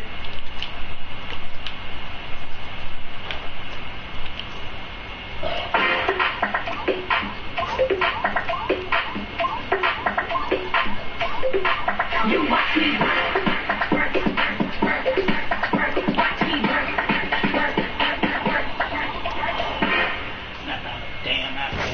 Since the police shooting of Jacob Blake in Kenosha, Wisconsin, we've seen a new surge in the activism surrounding racial justice. And last night, the protests moved from the streets to the bubble. Mass protests by pro-athletes taking a major stand demanding justice over the police shooting of Jacob Blake. The Milwaukee Bucks sparked a basketball boycott and a chain reaction throughout the sports world. Overnight, the NBA paused the playoffs. This empty court speaking volumes as the Milwaukee Bucks players refused to take the court against the Orlando Magic last night just before tip-off. Despite the overwhelming plea for change, there has been no action. So our focus today cannot be on basketball. The Bucks spoke by phone with some of Wisconsin's elected officials, and afterwards they released a collective statement calling for change. They want the police officers involved in the shooting held accountable, and they're also calling on the Wisconsin state legislature to address police brutality and social justice reform. That's right. In an unprecedented move, the NBA had to postpone its playoff games after the players went on strike. Which, don't get it twisted, is a really big deal. This shit is so radical it makes Colin Kaepernick look moderate. I got right now somewhere out there these racist They call him Kaepernick look moderate. when they would take a knee, but at least they'd show up for work. And that's what's costing these athletes, for using their platform to bring... Kenny say, you know what, I don't even want to be here. You know, think about it. I'm still in solidarity. I'm with the niggas. Better go bang my wife, make sure she ain't cheating with Future. Future will fuck your wife. Damn. Yeah, Future fuck Scottie Pippen wife and Trey Songz. I love by the moon. Yep. It's Mr. Still Your Beat. Oh, it's Mr. Still Your Beat. That NBA He ain't lying. willing to come together to make a stand like this. Although, predictably, there were some people who didn't see it that way. After November 3rd, if they don't like the election, if Donald Trump wins, are they going to boycott the next game? Is football going to follow? Are we going to play sports by what's in the news every day? They're going to get fans and they'll never come back. It's Mr. Still Your Beat. Saying now, NBA players are very fortunate that they have the financial position where they're able to take a night off from work without having to have the consequences to themselves financially. I think that it's Trump take nights off. standing up to the issue, but I'd like to see them start moving into concrete solutions that are productive. Okay, guys, I'm a little confused. Are NBA players supposed to just shut up and dribble, or literally fix racism all by themselves? Either way, feels like America relies way too much on their athletes to do everything. They're supposed to play basketball, fix racism, sell cereal, and date all the Kardashians. It's a busy lifestyle. That's possible, Jared. They're rich because they're the best at what they do, okay? Why are you rich? What are you best at? Other than looking like a Victorian ghost. And also, rich people shouldn't complain. Your boss father is a rich guy who does nothing but complain. Right. Fuck out of here, man. It's always interesting how Republicans choose rich people like hell, because if you're liberal with money, they say that Yeah, now that he at home. grateful for what you have. But if you're a conservative with money, then they're like, well, you're the one person who should complain because you know more than these broke-ass bitches. And as for Mr. Are we going to play sports by what's in the news every day? Yeah, why not? I mean, we already do that with the weather. We can have a rain delay. We sure as hell can have a police brutality delay. Let's move on now to the other ongoing crisis, the coronavirus, the biggest fashion influencer of 2020. For months now, the CDC has been saying that the key to getting the pandemic under control is testing, and more testing. And then yesterday, something changed. After months of telling Americans that if they're exposed to someone with the coronavirus that they should get tested, the CDC is now saying there's no need in most cases if you have no symptoms. And the New York Times is reporting that the change was ordered from the top down by the president, who believes that bad numbers are meant to hurt his re-election campaign and has said over and over that more tests drive up the numbers of COVID-19 cases. The nation's top infectious disease doctor, Anthony Fauci, says this was done without him. More tests drives up the number. When this was approved. This is the shadiest thing I have ever seen. President Trump is apparently sabotaging America's coronavirus response because he's Oh my God, they can't shoot. high case numbers. This guy's special. But clearly, he doesn't care if the problem is solved. Get him, baby. There you go. Make him pass that ball. But somebody got to keep going. Take that man now. We need to get. Who would do this? Who would do this? And if that wasn't bad enough, they waited until Dr. Fauci was having surgery before they did this. Guys, come on, man. I can't Damn, pass the ball. And them already ain't missed. Nigga, you missed. They so selfish, it don't make no sense. And the one person that's actually trying can't hit. Now it finally makes sense. You should have shot that. You should have hit that. To buy Fauci a blue job. I think we should consider it. A lot of people will pay more attention to you. In fact, just thinking about it, I'm paying more attention to you right now. Thank you. But this is why, my friends, from now on, we cannot afford to have Fauci unconscious for any reason. No surgery, no sleep, no watching Mike Pence give a speech, nothing that knocks you out. At the very least, if Fauci is incapacitated, we need like a mini vice Fauci to take over. Stole that shit super quick, didn't he? He had to hit Quick, yeah. He's like, hell no. You don't just steal my cookies like that. Your cookies gone, nigga. Get him, baby. Touchdown, Reggie. Right. It's all good, Reggie. It's all good, Reggie. All good. Yeah, that steal was quick. You can see the wind spreading. Oh, come on, man. I got to get in this baseball. Buildings are falling apart. Watch as this RV was flipped onto its side as the storm moves in. Power lines just glittering the streets and igniting. Power surges leading to this massive fire. This reporter in Texas almost hit by a falling power line. The river. Damn. Is that the power line?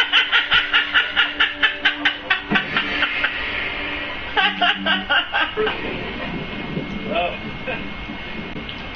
That's not good. Oh, hell no. Oh, hell no. You went home, you'd quit. No, oh, hell yeah. What did they say you'd had to quit? You gotta quit They again. had to hit the screen.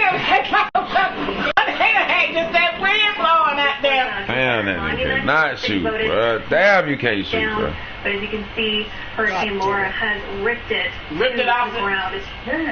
Hurricane Laura. Oh, cool. Y'all motherfuckers so greedy, bro. Just damn pass that shit. But I'm also glad that it knocked down that Confederate statue. I just want to get this shit over with. I don't want to play. But they do believe in cancel Go to the wreck. So if weather is tearing down their statue, maybe now they'll finally do something to stop it. It's time to cut down carbon emissions because I'm sick of these PC stores telling Americans who we should be. So, props to Hurricane Laura for ripping down that statue. Well, you know, next week Hurricane Karen's going to roll in and call the cops on her for doing it. Hurricane Karen. They'll never have no hurricane that type name, though.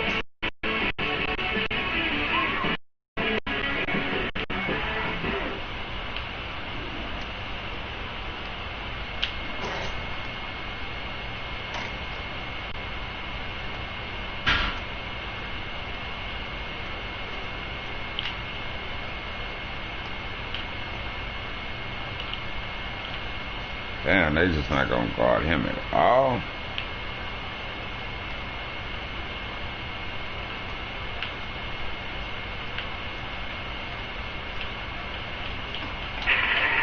Thank you. Thank you. So I have a younger boyfriend. Oh my God, what are you doing? Just selling. Stupid. Yes, I do like those little Sorry, ones. niggas. Yes, I do. I am officially a cougar. He's young and white, so I'm not just a cougar. 1 for 9. Billy Blanco. Look at this, YouTube. Look what I got to deal with, 1 out of YouTube. 9. Billy Blanco. 1 for 9, 0 for 3. No, that's why he got a D+. Because he has to tell her Niggas two suck. things. He has to tell her I'm older and I'm black. Look at this shit. Look what I got to deal with, YouTube. Billy fucking Blanco. This person Oh, got 1500. That must be how many times he done shot and missed. He must, hey, look, he 0 for 1500. You see the O? Yeah. Billy Blanc, I'm 0 for. I done shot 1,500 times. I've missed every last one of them. Billy Blanco, YouTube loves you. You're famous. They put their stuff away. Sorry, bastard. Damn, Billy. Which actually bothers me. Damn, Billy. To get weird and You crazy. fucking brownie, you It's too nice for a comic. Like I wanted fucking to, asshole. you know, act a fool. I wanted to go in there and be like, yo, what's up? Damn, Billy. Where's the sweet potato? Huh? Where's the sweet potato? Got my baby boy right here?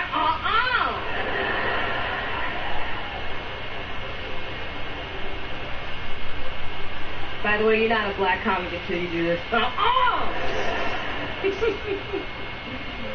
I didn't do that. I behaved. You know. His mom is actually very funny too. She's nice. She's a gift giver. She watches QVC a lot. She gave me this lip plumper.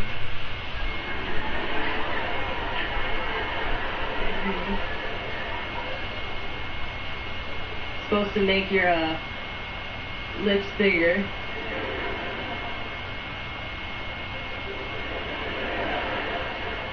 Do I have to explain why that was inappropriate?